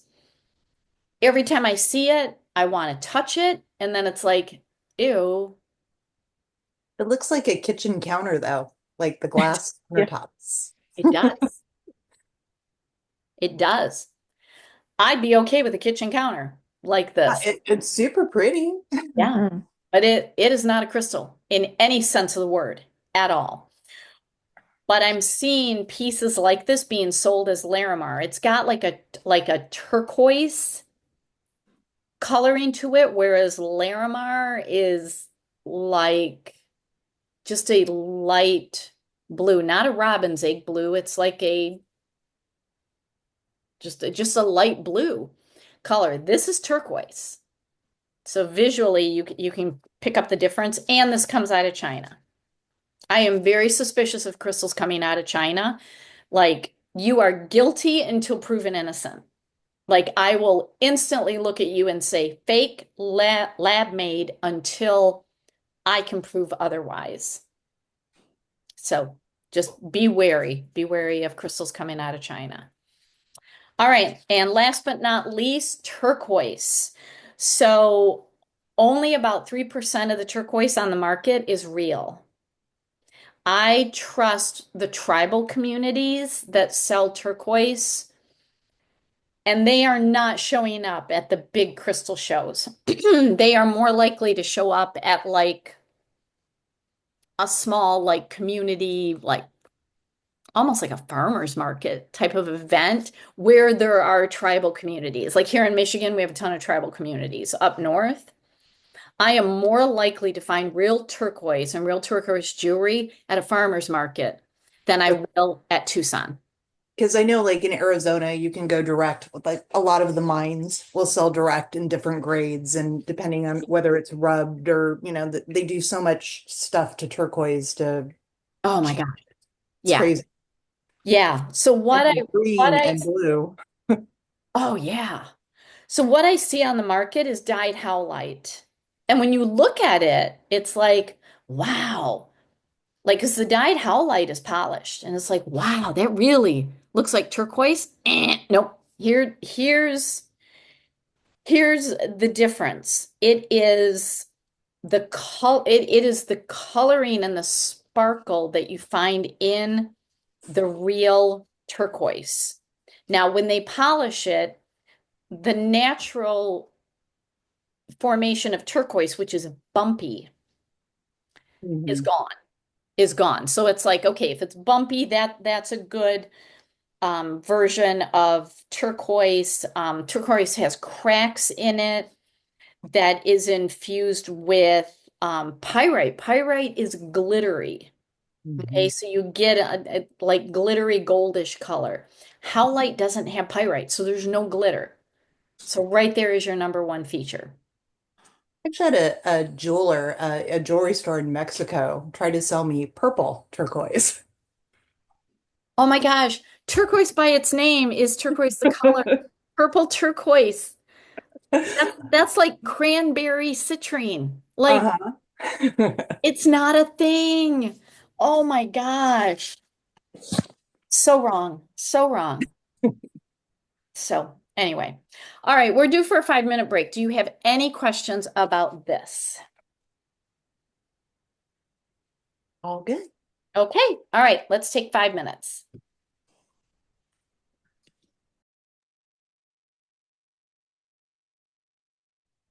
All right. All right, we're going to dive into more science and we're going to add some more pieces to the puzzle that we're putting together here. And we can't talk about crystals without talking about sacred geometry because crystals, the shape of all crystals externally and internally are built on sacred geometry. So if you remember from the basic class, we talked about how sacred geometry is how the universe best communicates. Energies communicate in frequency and patterns. Okay. So, like, I'm fascinated with crop circles. I mean, I personally believe that crop circles are a sound imprint, and the sound is coming from outside of our planet. And it's like, zzz. It's a sound frequency. So That's my, not literally aliens landing. well, because somebody would see it. Somebody would videotape. I mean, there are certain areas that get frequent crop circles, like they're huge in the UK. Yep. You know that there's cameras around. So if it was something like that, like a physically coming here, that would be videotape. Now, is it the aliens doing sound imprint. Like they don't come here, they just zzz, just to say, "Hey, we're here and here's our love letter." Zzz. Now you got to interpret it. But then you wonder if there's something below pulling it down, though, like almost magnetic to like make the pattern and the perfect circles and Oh yeah. Yeah. because it Yeah. would like lay down. Well, because even the government has had hearings of alien life and even like the spaceships in the ocean. Yeah. Like Yeah. off Catalina in California and Yeah, there's one off the coast of is it Miami or the Panhandle of Florida? yeah, I I haven't heard about that one. Being on the West Coast, I know that, Catalina Island is supposedly a hotbed where they've, supposedly seen things coming in and out of the water. yeah. Yeah. So there are things that we don't know until we know. And that's the beauty about all of this. This is like unseen energies that we're working with crystals. I always laugh because wasn't it Stephen Hawking's that always says, be careful, or said, be careful what you wish for because you might not like what you find when you finally do meet them. Yeah, exactly. Exactly. So yeah, so sacred geometry is a communication. Like we, and I'll talk about this in a bit, we are actually built on sacred geometry, and the communication equals human being. And when the sacred geometry is a crystal, the communication is crystal. That's what this means. So in the basic class, and even in the animal class, we went through the flower of life, which is kind of the foundation of everything. It's in like every single one of these that you see on the screen. I mean, it is everything from the circle to the Metatron's cube. We went through the infinity symbol and we went through the golden ratio, the Fibonacci sequence. But all of these you can find. You can find them in nature, you can even find in our body. Okay? And that's what we're diving into right now. Um on the last day, we're going to do more with grids and I'm going to talk more in depth about these, but I just want to briefly cover these. And there's more details in your workbook. But the Vesica Pisces comes in two different formations. And what is really awesome about this particular formation, it represents the as above, so below, as within, so without. Okay, a lot of people say that and they don't really know what that means. As above, so there is a quantum field where everything already exists. It's basically a master computer. Like everything is there. We just have to type in the right program to download it from the quantum field. So this is what quantum physics has been and is working on, but there actually is a quantum field outside of us. That's the as above. In the spiritual world, they just call it source or the astral realm. As above, so below. Here's where we are. When we tap into that of everything that already is and will be, as below, we manifest it. That's what manifesting is. Everything's already been created. We just have to manifest it. So as above, so below, we bring it here. As within, so without. So outside of us, again, in the quantum field, and at a soul level, is who we are. We are not our job. We are not our relationships. We are not our personality. We are not our possessions. Although I'd like to think that all the crystals that we have is indicative of who we are at a soul level, but it's not necessarily a race to who has the most. I say that for me. I think I'm chasing you. I think you're beating me. I think you've beaten me. So, who we are at a soul level is the without, because it's outside the body, without, and when we align with it, it is in us. So this is massive manifestation, literally tapping into everything that's already programmed, already written. This is why when we do a pendulum test and a body test, we know the answer. It it's tapping into that. So this is a great, great, great formation, sacred geometry formation about manifesting and starting new ventures. Spring is ideal for this sort of grid. Okay. So yeah, this is amazing. And the more simple Vesica Pisces, this is a Celtic symbol. Yeah, the knot. Yeah. Yeah, I've got a ring, I've got a necklace because I'm of Celtic heritage. And it just shows that ancient civilizations tapped into these symbols, put a lot of them in religious text and historical text, and we're just now figuring it out. We're I think figuring there's it a out. lot of it in like paganism and stuff, isn't there? Yeah, With the yeah. whole And it's just manifesting side. the whole religion versus paganism, witchcraft. Yeah, thankfully we don't need the sacrificial side of it. Right. All pagans and witches do is they honor the earth. Yeah.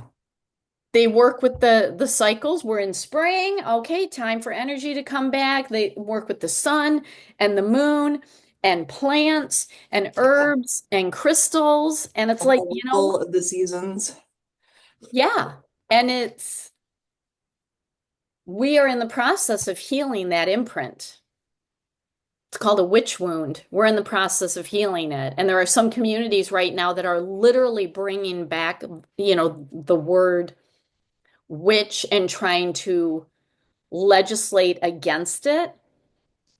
And we are now healing that timeline Yeah. because it's like there's a lot of really professional people. We don't necessarily use that word, but what we're doing, and even what religions do, the ceremonies that they use, it's all paganism. And it's Hmm. like, so it's just fascinating what is happening. And so Got off-putting when you start talking about blood sacrifices, where you're sacrificing goats and small animals and which kind oh, of people always kind of connected that with, being a witch or Wicca or that kind of thing. yeah. And it's not because pagans and witches, they are, unless you are truly working a very dark energy, they Yeah. are of the light and they don't harm anything or anyone. The worst thing that they are harming is literally trimming a flower to make a floral essence, but then the flower grows back. It's like they just don't understand and they just put an interpretation on it that is just so wrong. Yeah. So wrong. So, so anyway, yeah, this is a great formation. And like I said, we'll talk more on the last day about this, but this is an energy to tap into. This is a spiraling energy that is in the universe. We have certain areas where there is a vortex energy. Sedona, a vortex energy. Mount Shasta, vortex energy. Stonehenge in England, a vortex energy. And you can actually tap into this energy to basically whip up the energies when you're stuck, when you need an activation or a rejuvenation. This is just a natural energy that is already on this planet. You can tap into it. The next one is the infinite hexagram. And again, people think a hexagram, you're going to hex me. And it's like, it's sacred geometry. Let's get out of your pre-programmed mind and look at it for what it is. It's a geometry pattern. Okay. We're talking math. Hey, Rudy, stop eating. Hold on, please. Rudy, don't eat Dobby's food. Oh my word. I'm trying to feed Dobby. He gets fed 5 times a day because he's elderly. And Rudy needs a snack. Rudy does not need a snack. And Stella really doesn't need one. I had to lock her out. So the infinite hexagram, so this in the formations, like when you look at triangles, and you can go back to what we just talked about the crystal system patterns, the tetrahedron, a three-sided triangle. Triangles are the base is grounding, and then the point is manifesting. So this is a pattern that connects earthly energies, which is the bottom of the triangle, to celestial, which is the point. That's what the pyramids of Giza are. Earth-based celestial connection. Oh, and they just published a paper of the columns that are underneath the pyramids of Giza. Google that. I mean, it just came out. It's a scientific paper. Oh my gosh, and they actually have images. They can't get in there, but they did the laser technology and the columns. Anyway, sorry. As soon as I say pyramids, I can't help myself. So this is a celestial with the points, Earth with the bottom of the triangle, portal to other worlds. You're literally connecting. You're getting into the quantum field. Everything that we want to work with for health, for wellness, for well-being, for healing, it's all in the quantum field. We have to tap into it. Okay, we have to get out of the third dimensional chaos and tap into it. This is something that you can work with. You can actually work with this pattern to access your own Akashic records. I am a big believer that no one should ever access your Akashic records except for you. Okay, you don't want anybody getting into that deep into your energy, because then they're going to leave a part of themselves in your Akashic records. So, um, but this is something that you can work with. So, within the pattern is the star tetrahedron, which is the Merkaba. And so you can raise your energy to access source, or scientifically, the quantum field. Okay. And I mean, it's manifesting in all forms. So when the pyramid, I mean, no matter how you tilt this, you're going to have pyramids pointing up, pyramids pointing down. And when they're pointing up, it's connecting to the quantum field, to universal energies. And that is what's called a masculine yang energy. And then the pyramids pointing down connects to earth, which is a yin, or a female energy. So this, you've got balance for manifesting. And so when you need to transform and kickstart change and literally restructure the energies around you so that you manifest, this is a good one to work with. Would this be like a good fertility type of thing? I would do more flower of life. Okay, for people that are struggling with fertility issues Yeah, that's a simple one. That's a simple one. Now you could do Metatron's cube because the flower of life is in it. within it. Yeah. Yeah.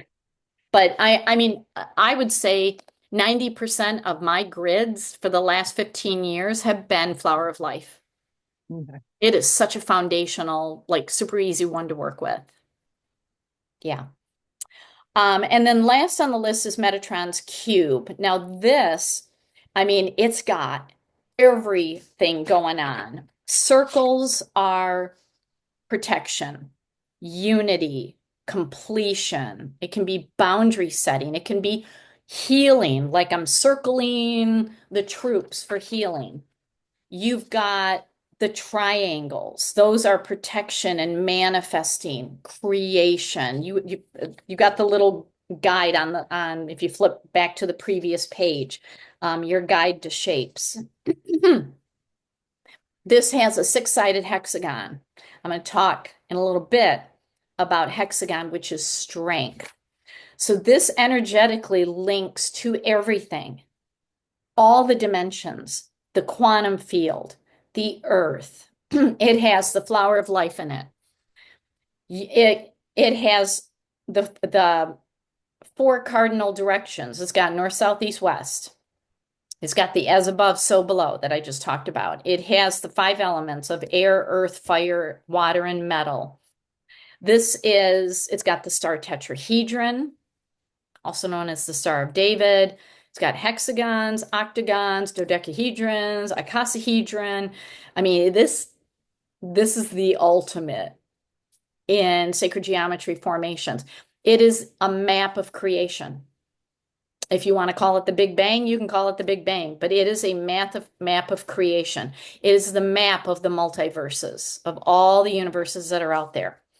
And the circles are feminine energy and the lines are masculine energy. So you can work with this to explore your own consciousness and connect to the quantum field to literally get out of third dimensional energies. Because I've been talking a lot, and depending on who you follow on social media, if you're anywhere in the spiritual world, everybody's talking about fifth dimension. It's not a place that you go to, it's something within. It's shifting within you. Okay. And this is what you can work with. Okay. It's a really beautiful co-creation. Okay. This was one piece of the puzzle. Let's keep going. Let's talk about what I call Tesla math. And this is the magic of 3, 6, and 9. For 15 years, oh no, from like 2005 when I started on this journey up until 2 years ago. I can't even do the math. That was 18 years. No one in the energy world could explain to me why we do things in patterns of 3.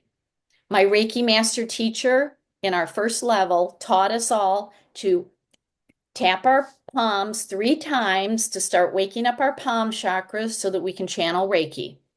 Why? And I even asked him, I said, why 3? And he said, that's just what we do. Clearing your deck, your oracle cards, or I your, clear my yeah. oracle cards 3 Yep. times.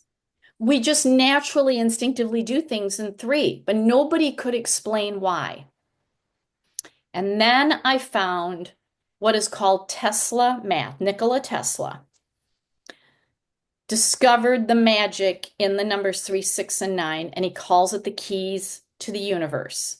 Because when you work with the numbers 3, 6, and 9, you are not here in the third dimension, you are in the quantum field. That's where you're working, where everything already is. Okay. So how he started with this was when he looks at multicellular organisms and how humans are created. You start with one cell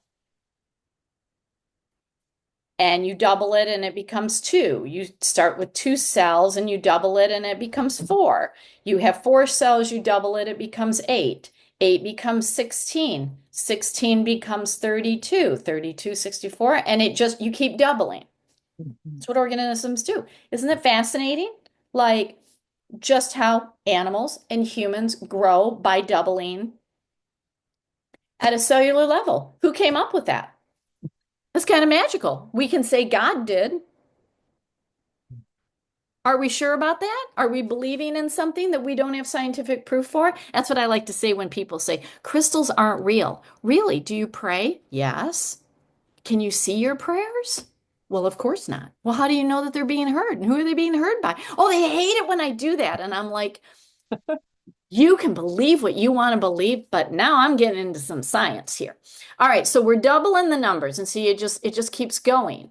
But then what Nikola Tesla figured out was when you go to the root of a number.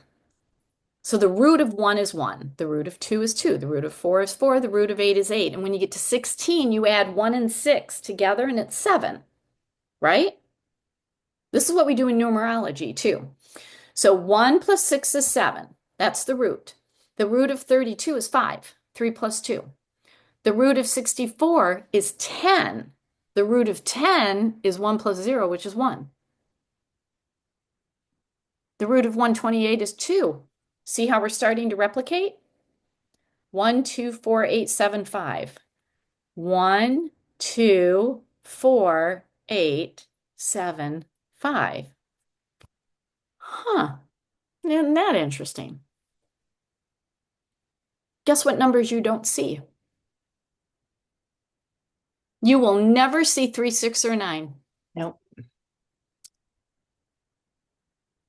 3, 6, and 9 are energetic. They are non-physical laws of the universe. And when you look at sacred geometry, there's 3, 6, and 9 everywhere. 3, 6, and 9 are universal codes. They tap into the quantum field. It gets you out of space and time. The human brain is not built to fully comprehend what it means to be outside of space and time. Because right now, I'm in Michigan. And it is 12:48 p.m. Eastern time, because that's how our brain was programmed. I'm here, you're there. This is what time it is for me. It's not time for you. Your times are all different. Isn't that interesting? That's all man-made. When you're dealing with energy, it is not man-made. It's all coming from the quantum field, this massive consciousness. I mean, I can't even wrap my brain around it sometimes. It's basically a big, energetic, cosmic computer brain that runs everything. In the religious world, they call it God. In the scientific world, it's the quantum field. But there is a thing, and it runs off 3, 6, and 9. So watch this. So you can get this book. It's in your class resources. It's a book called Project 369. You can buy it off of Amazon. I highly recommend. And then give yourself a weekend to go down a rabbit hole with it. It's kind of like a book and a journal all in one. This is in the book.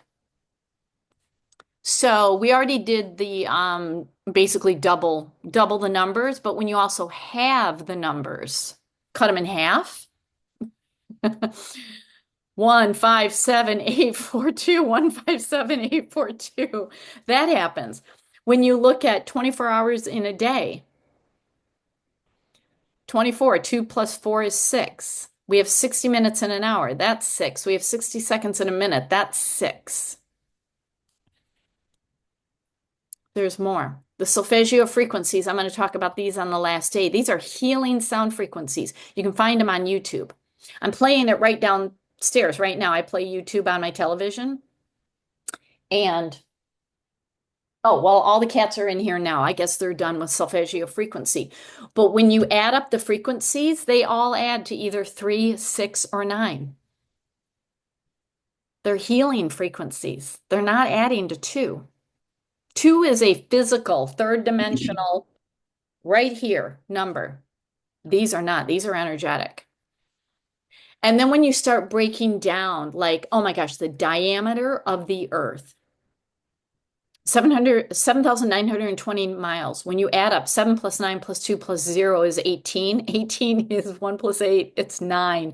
All of the planets, the diameter of the moon, I mean, it's everything that we physically cannot explain. Why is the earth as big as it is? Why is the sun as big as it is?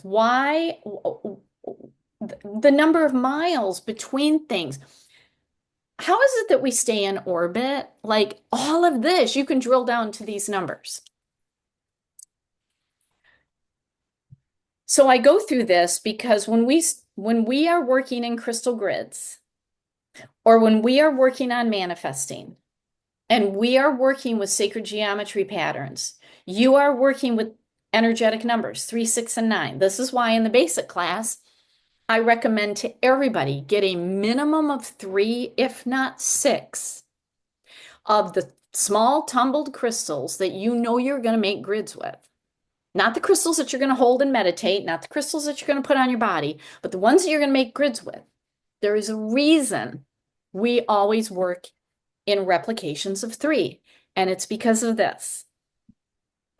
I went back to my very first teacher, my Reiki master teacher, who could not explain why we did things in 3s. 2 years ago, I messaged him on Facebook and I'm like, David, I know exactly why we do things in 3s. And now you can tell your students. He was blown away. He's like, I cannot believe you figured this out. And I'm like, well, I didn't figure it out. Nikola Tesla figured it out. I just happened to find his research, and it's now in a book called Project 369. You can use this to manifest. To manifest, you have to get out of this time and space reality. You have to tap into the quantum field. And when you start doing things in replications of 3 or 6 or 9 or all 3 together, you start getting into an energy. So if you have a goal, write it down. Like you can write down 3 goals. Look at it 6 times a day and like verbalize them and do it for 9 days. Or write one goal down 3 times and do that 6 times a day. So 6 times a day, write it out 3 times. And each time you're writing it, say it out loud 9 times. You see how this works? Start tapping into that. It's a universal code that defies space and time laws. This is what the energy shift is teaching us. Third dimension, very little manifesting, very little. It's programming. We are programmed in the third dimension. If you want what you want, you've got to learn how to work with this. It's powerful, and that's why grids are powerful. And I know a lot of people are nervous about making grids and they think they're going to mess up and they talk themselves out of it. And if you do not have at least one active grid every day of your life, you're missing out. I have 6 grids right now. Oh, there's 6 again. I have 6 active grids at all times. So we'll talk about this more on day 4, but this is huge to start working with this. Okay. You can Google it. You can find tons of stuff. There's stuff on social media, but that book, Project 369, will change your life. It is amazing. All right, let's keep going. I'm going to see how much I can cram into the next 36 minutes. All right. I want to talk about Mother Earth's grid. The Earth has a crystalline grid. There is also an energy grid. Some people call it ley lines. And I've always been fascinated why there are certain like spiritual locations that people like to go on pilgrimages to. Like what's the big deal about Sedona? What's the big deal about Mount Shasta? What's the big deal about Stonehenge? I mean, I've been to these locations and it's like, oh, okay, there's a thing. Well, didn't the Lemurians used to live under Mount Shasta? What was it? Talos or something was the Golden City. Yeah, Yeah. there's a thing. Early civilizations, we do not have history or documentation about the lost world of Atlantis, the lost world of Lemuria. They're starting to discover it, but there's no paperwork on all of that. So for all these sacred sites, when you take sacred geometry patterns and literally lay it out over the planet, the points match.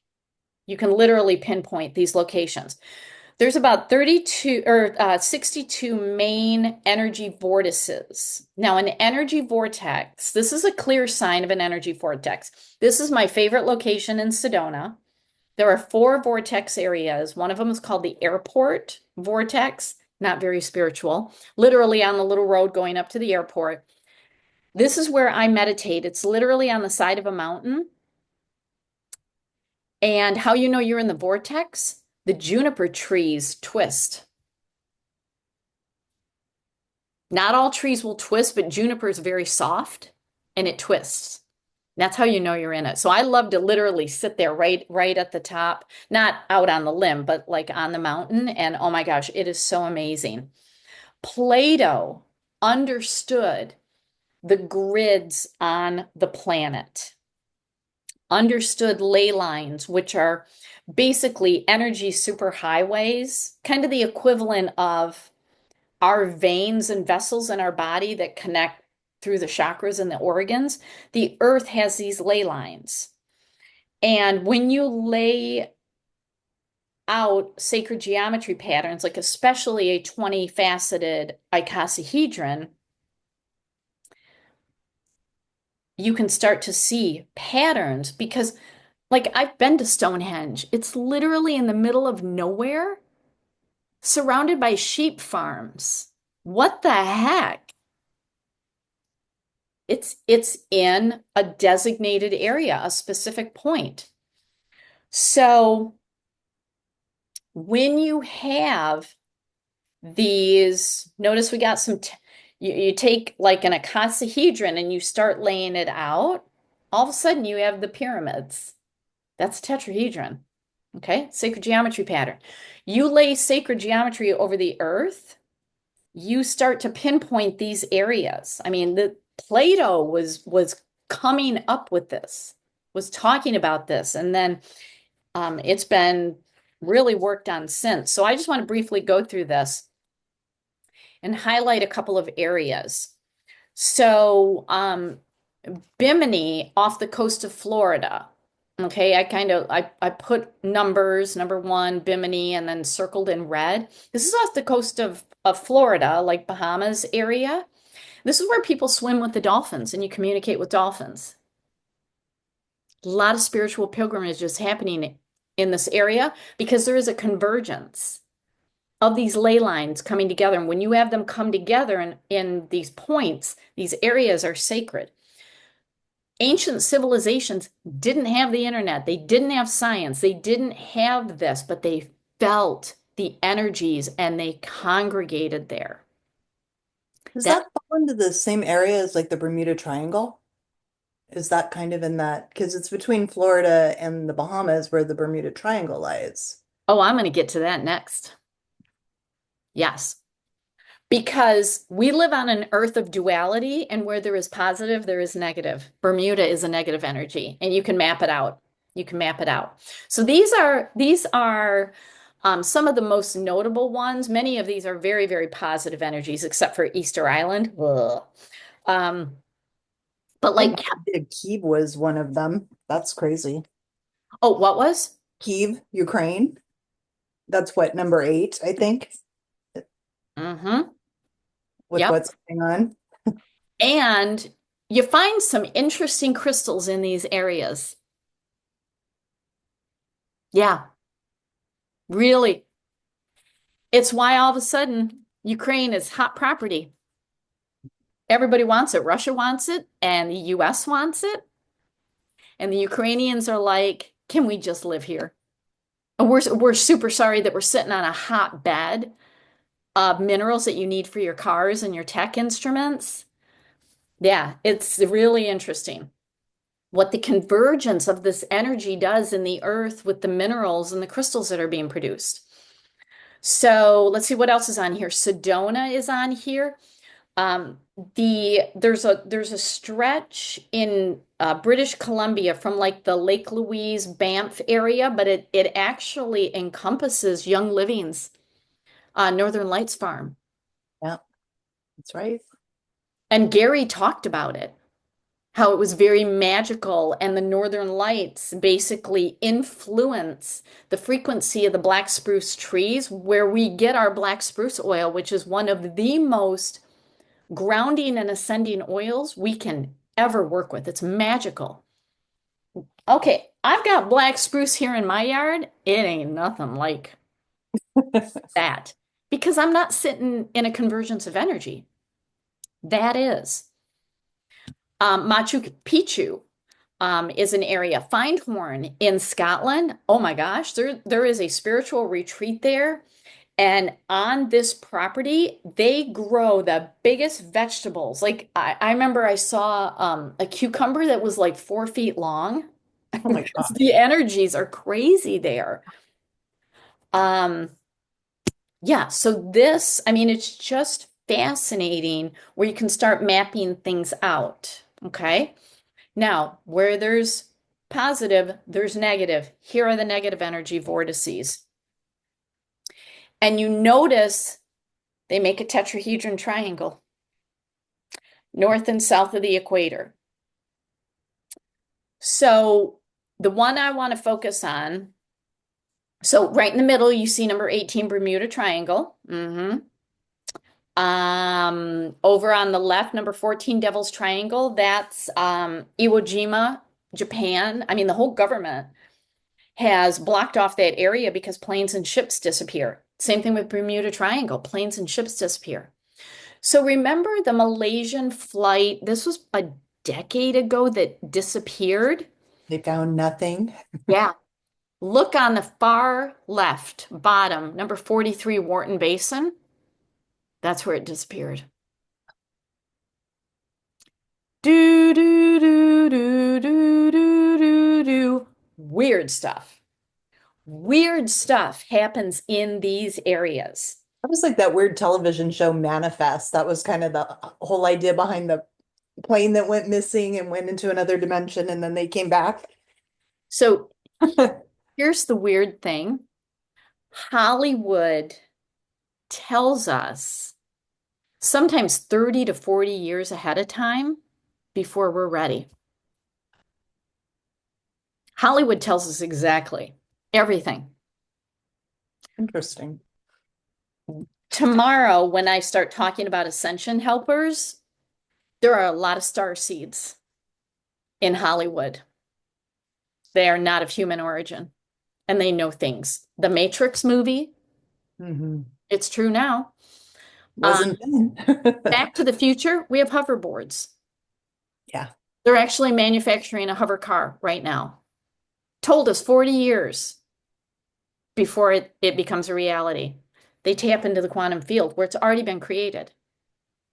That's where they're making movies from, is the quantum field. It's crazy. It's just crazy. Freaks me out half the time.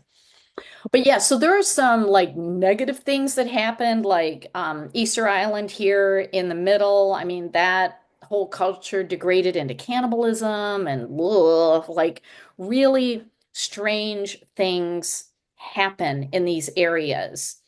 Um, here in the Algerian, the megaliths. I mean, there are so many locations that have these huge stone statues, like even bigger than Stonehenge.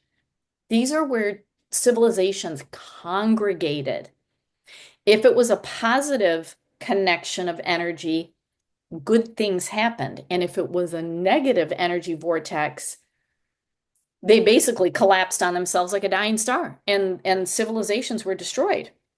I mean, the Mohenjo-daro near Karachi, Pakistan, just is a totally lost city. From like 2600 BC to 1900 BC, it was thriving, and then because it's in like this area where there's just a negative energy. So you can start looking and seeing where there's conflict because humans feed off of it. Okay. So, but notice the formation. You see the tetrahedron? That's sacred geometry. Interesting. Let's talk about the earth and the earth's chakras. So there is an organization in California called heartmath.org. I love that organization. They have the Global Coherence Project. Not only do they track Schumann frequency or Schumann resonance, which is the Earth's frequency, but they are mapping human and animal connections to Earth and Sun magnetic activity. So they're basically looking at how humans and animals are reacting and freaking out to the Schumann resonance and to solar flares. It's like totally my jam what they're doing. They got 6 sensors on the planet. And what's interesting is their 6 sensors kind of match up to the Earth's 7 chakras. It's like, huh, this is a little interesting now. So just briefly, so the first chakra of the Earth is believed to be Mount Shasta. Um, in California. And the root chakra is what generates life force. So as long as this area is safe, not in war, we're not dropping bombs in that area, then this generates what's called the universal life force energy of biological forms. Because we always have species that become extinct, but then we have new ones come in. And it's because of this. We got to keep this area safe and sacred. Okay. So you can go to this area and work with that energy. The second chakra, which is all about creation. So the creation of evolutionary advancements. We are evolving as human beings right now. Even the babies being born have, like I read a study that said babies have an extra bone in their foot that you and I don't have. Very interesting. And people who are trans, that is a biological advancement. It's like the biology of the human body is moving toward non-gender. Because there's a lot of animal species that are just non-gender. It's just interesting to look at it from that perspective. Well, This, that's like, I know because my son is on the spectrum and they're saying now that autism may actually be an advancement, not where we see it as a disability or oh yeah, it's a something high bad. frequency. This will be a something that's coming ahead that they're actually advanced. Yes, I totally agree. We're going to talk about that tomorrow. Yeah. Yeah. Kids who are put on the spectrum are high frequency humans having to live in a low density frequency and they're like, oh my God, like, don't touch me. Like, I don't like your energy. Don't look at me. Like, I literally like drain when I look in your eye. Like all their That is so true. all their behaviors, they're basically saying, you're the problem, not me. You're the problem. You need to elevate. They're being born at a higher frequency. We are evolving. We're constantly evolving as humans. The fact that you're in this class, you're in a major evolution. So the second chakra is in South America and it regulates this evolution. Right now, all is okay. That's good. Okay, we need to keep evolving as species. The third chakra go all the way over to Australia, kind of in the outback area. And the third chakra is all about vitality and empowerment and the health of all species. Okay, I want to tell you something that is really bizarre. And I made this connection when we were literally locked down during COVID. What happened the summer before COVID hit? Horrific wildfires. Yep. Billions with a B of animals perished Yep. in the outback of Australia. The Earth's solar plexus, the health and vitality plexus, took a hit. And 6 months later, hello, COVID. That's interesting. That's how I look at a lot of this stuff. It's like, huh, Isn't that interesting? Isn't that interesting? I'm not going to be closed-minded about it. Isn't that interesting? Okay. The fourth chakra, this is the heart chakra, and it is stationed in the Glastonbury, Shaftesbury, Abbotsbury.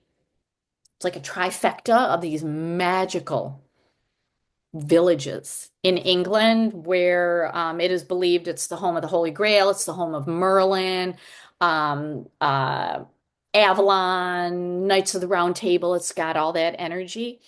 Um, it's the heart chakra, so it's the ability of life forms to interact with each other with love and compassion. That ain't happening. What happened to the heart chakra? Oh, how long ago was this? Was it maybe a decade ago already that it was the start of Brexit? Mm. England, Scotland, Ireland, all they used to be the United Kingdom. Eh. And I have friends in Scotland and in England and they would say my heart is breaking. We are literally turning on each other like the Lord of the Flies book. We're cannibalizing each other over this stupid issue and separating from Europe and all of this broken heart. Well, that hit the world. Everybody's fighting now. Everybody's fighting. So it's like we've got to heal that. We've got to heal that chakra. All right, the fifth chakra, throat chakra. This is in the Great Pyramids area. And this is our ability to have direct communication with the earth as a spirit and with quantum energies and to just understand how we align ourselves with the earth. Okay, so it's a dialogue between our host as earth and us. Well, COVID hit the fifth chakra. The fifth chakra is throat and lungs. Okay, so we had the solar plexus got hit, the heart chakra got hit, and there's a lot of terrorism, unfortunately, in this area around Egypt. And so we got a problem. We've got a problem with the lungs and the throat and being able to communicate with each other. That's very difficult these days. What is interesting is in 2013, an underwater Egyptian city was found. They're still excavating it. There's worlds happening there. And then they just found the pillars underneath the Great Pyramids. Okay, so very interesting spiritual areas here that are under attack for different reasons. The sixth chakra, now this one is believed that with it's really a 2,120 year transition through the zodiac. Like we have moved into the age of Aquarius. Nobody agrees on when, but everybody agrees it is now, and we're in the early, early stages. It maybe happened at the earliest in around 2011. Um, it is believed that the third eye chakra moves with the age of Aquarius. So it is believed to be in Iran right now. That's not good. There is huge suppression of the divine feminine energies in Iran, Afghanistan, because divine feminine is hugely intuitive, works solely on intuitive mind, not logical mind. And so that's being suppressed right now. There's a huge suppression of divine feminine. So that's not okay. And then the seventh chakra, which is the crown chakra, is in Tibet. Now, when this chakra is healthy and balanced, it allows for complete unity between earth beings, our evolutionary process, our individual evolution, and all that is, whether it's God, ascended angels, spirit guides, quantum field, whatever you want to call it.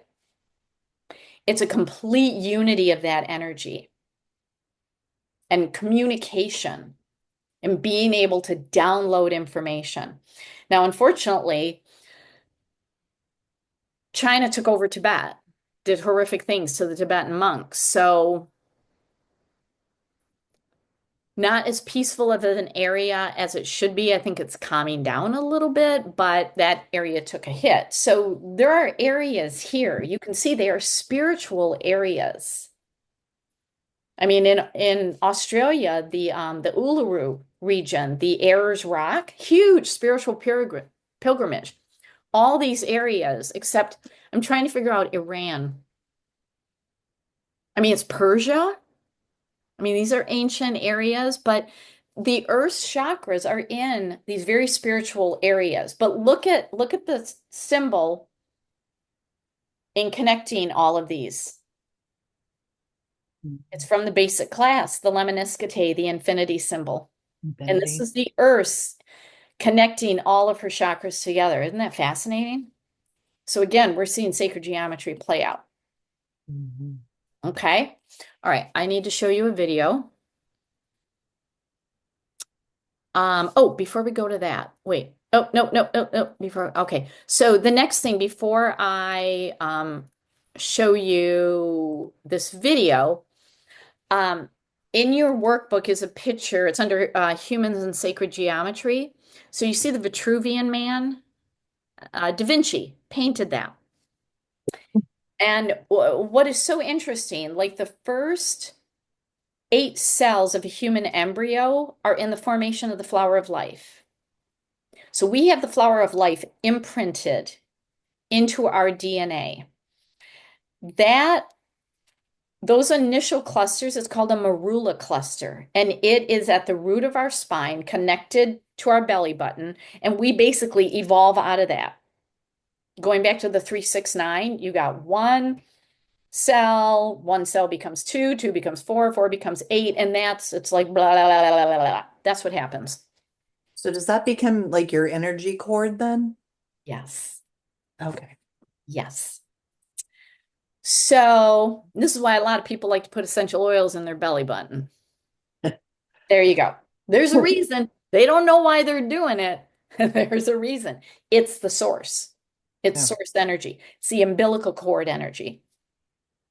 So Da Vinci took the Marula cluster, and then took sacred geometry patterns and related it to the human body and created the Vitruvian Man. And the center of the human body is this Marula cluster, the first 8 cells of an embryo that's in the form of a sacred geometry pattern. So we have sacred geometry in our body. And if you have an evening where you're like, there's nothing good on TV and I'm sick and tired of social media, Google sacred geometry in the human body. You will not sleep. You will go down a rabbit hole. It is fascinating. We have flower of life. We have the golden ratio, the Fibonacci sequence.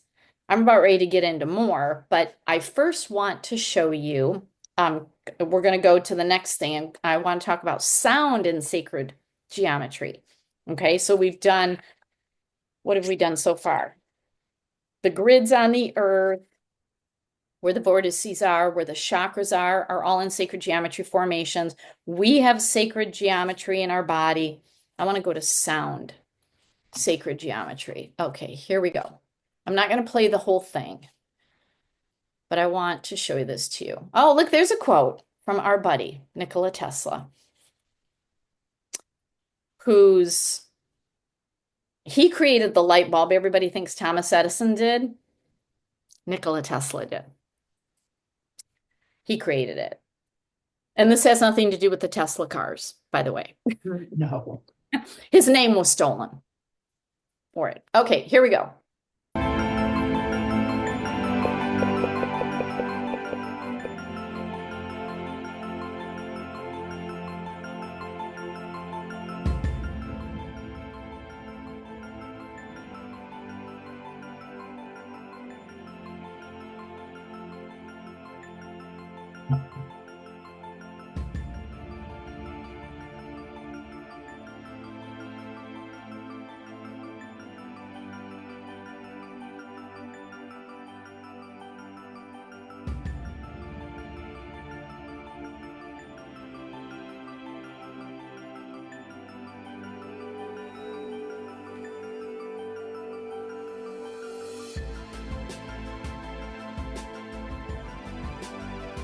It's sacred geometry.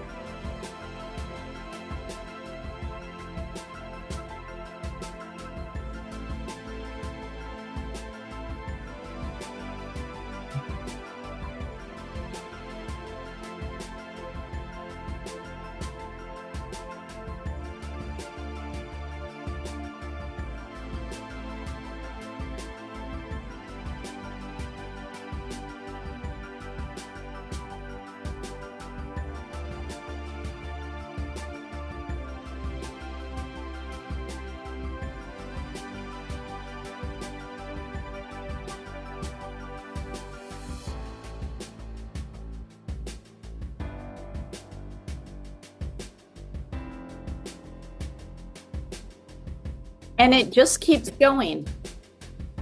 The more, the higher the frequency, the more intricate the sacred geometry patterns become. They're using salt. Salt is a mineral.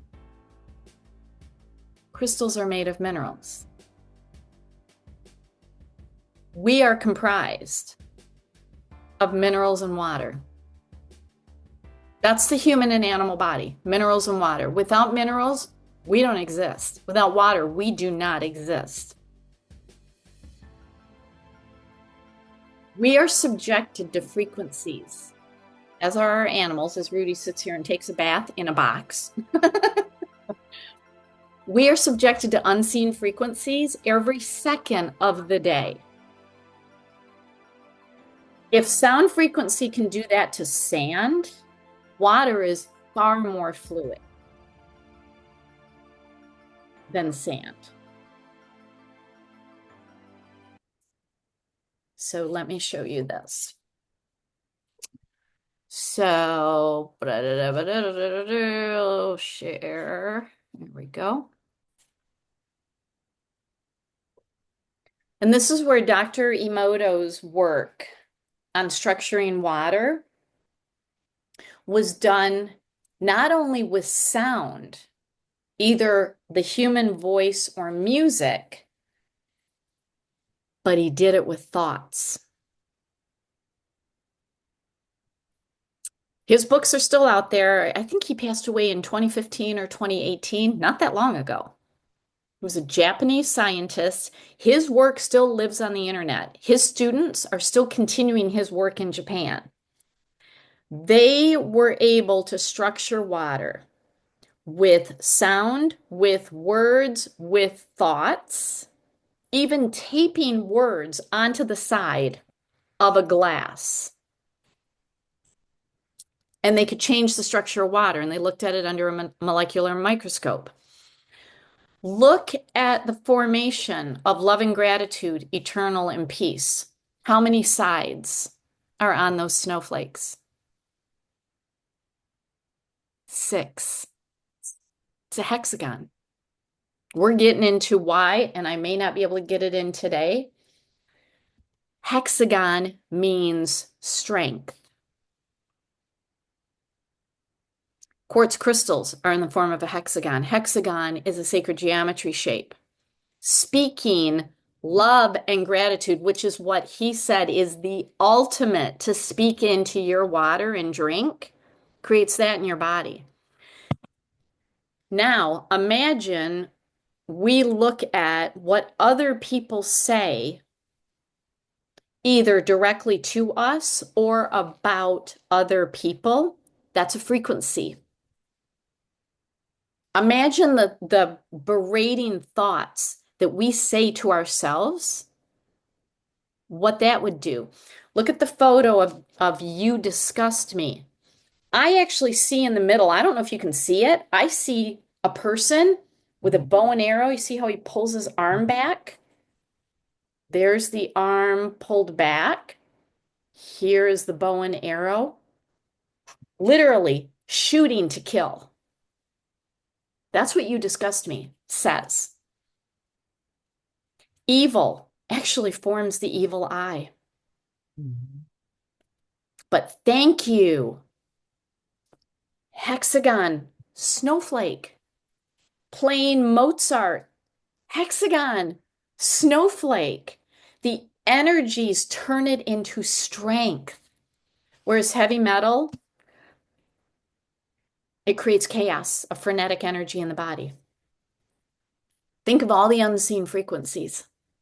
And this is why what we say to us as a person, what we say to our animals, what we say to other people literally changes the structure of the water in their body because we are 70% water. If you can change the structure of sand and literally sand or salt and get it to move, water is far more fluid. Okay. So this is why crystals in water is very important. But this is what this we have this in our body. We have sacred geometry patterns literally in the water of our body. Okay. All right, since we only have 3 minutes left and the next section is a brain twister, I'm not going to go there. I'm going to go there tomorrow morning, first thing. Okay, so make sure you have either brain oils or caffeine because the next section is a brain twister. Both. Yes. So, oh, and I found this study from, look, Dr. Masaru Emoto, that's him. He has a peer-reviewed study. Look at this. The hypothesis that water treated with intention affects ice crystals. It was tested in a double-blind study. 2,000 people in Tokyo focused positive intentions toward water sample located in basically a sealed room in California. People in Tokyo. And then there was another set of water in a different location as a control. And from those people in Tokyo to the water in California, they photographed the water and the crystals actually formed. And by that, the snowflake pattern formed in the water from Tokyo to California, but not in just the control water that was just sitting somewhere and nobody was focused on it. Isn't this crazy? It's awesome. But with our words and our thoughts, we create sacred geometry patterns because, and this is where we're starting to put the puzzle together, energy communicates in patterns. And this is why when I started really learning this, it's like, be careful what you say. Be careful what you think. If you are focused on what you don't want, which the entire world right now is so focused on what they don't want, we're getting more of it. And it's like, oh my gosh, please, for the love of everything that is healthy and healing, focus on what you want. Mhm. You can be aware. I always say, observe, don't absorb. Be aware, and then you flip the script. This is what we want. I'm ignoring you over here because you are a dark energy. I'm going to be doing some sacred geometry, focusing on what I do want. We got to get this message out to people because we're just water. We're water and minerals. You can show them that video and say, this is what your words and your thoughts are literally doing to everybody on the planet. Okay? So we are full of sacred geometry, full of it, which is awesome, which means we have more control and more power than we ever think. All right, that's a good place to end. Do you have any questions at this point before I let you go for the day? I think I'm good. Thank you. Okay. Yeah, I just want to say about the fake crystals and everything, and when you're talking about amber, like I just kind of when we were on the I think that second break, because I remember one of the things that kind of popped up was that are becoming really popular are the amber necklaces for Mhm. pets for flea Yeah. and tick.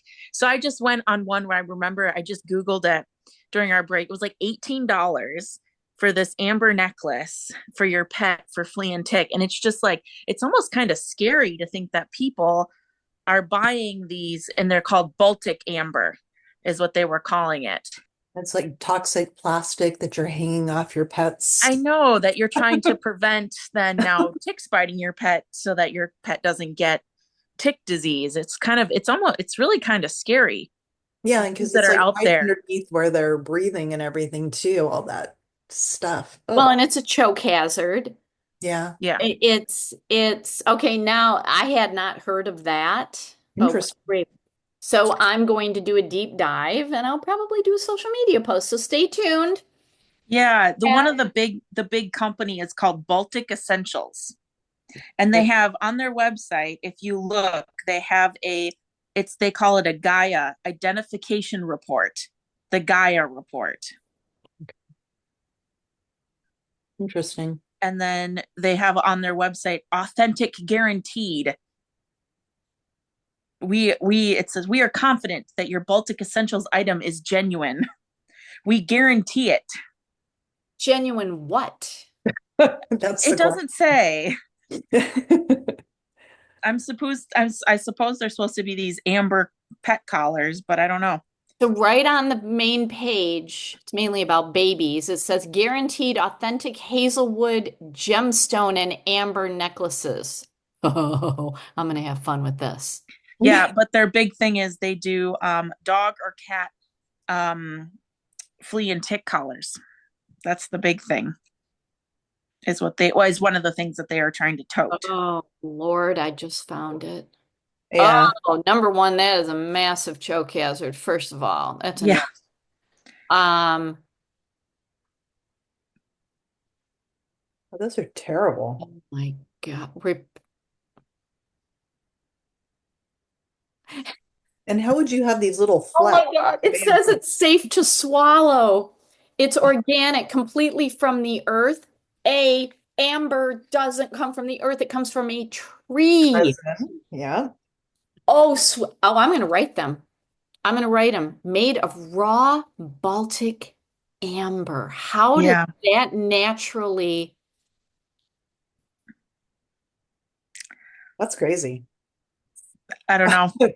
That's a good find to look into because that seems scary.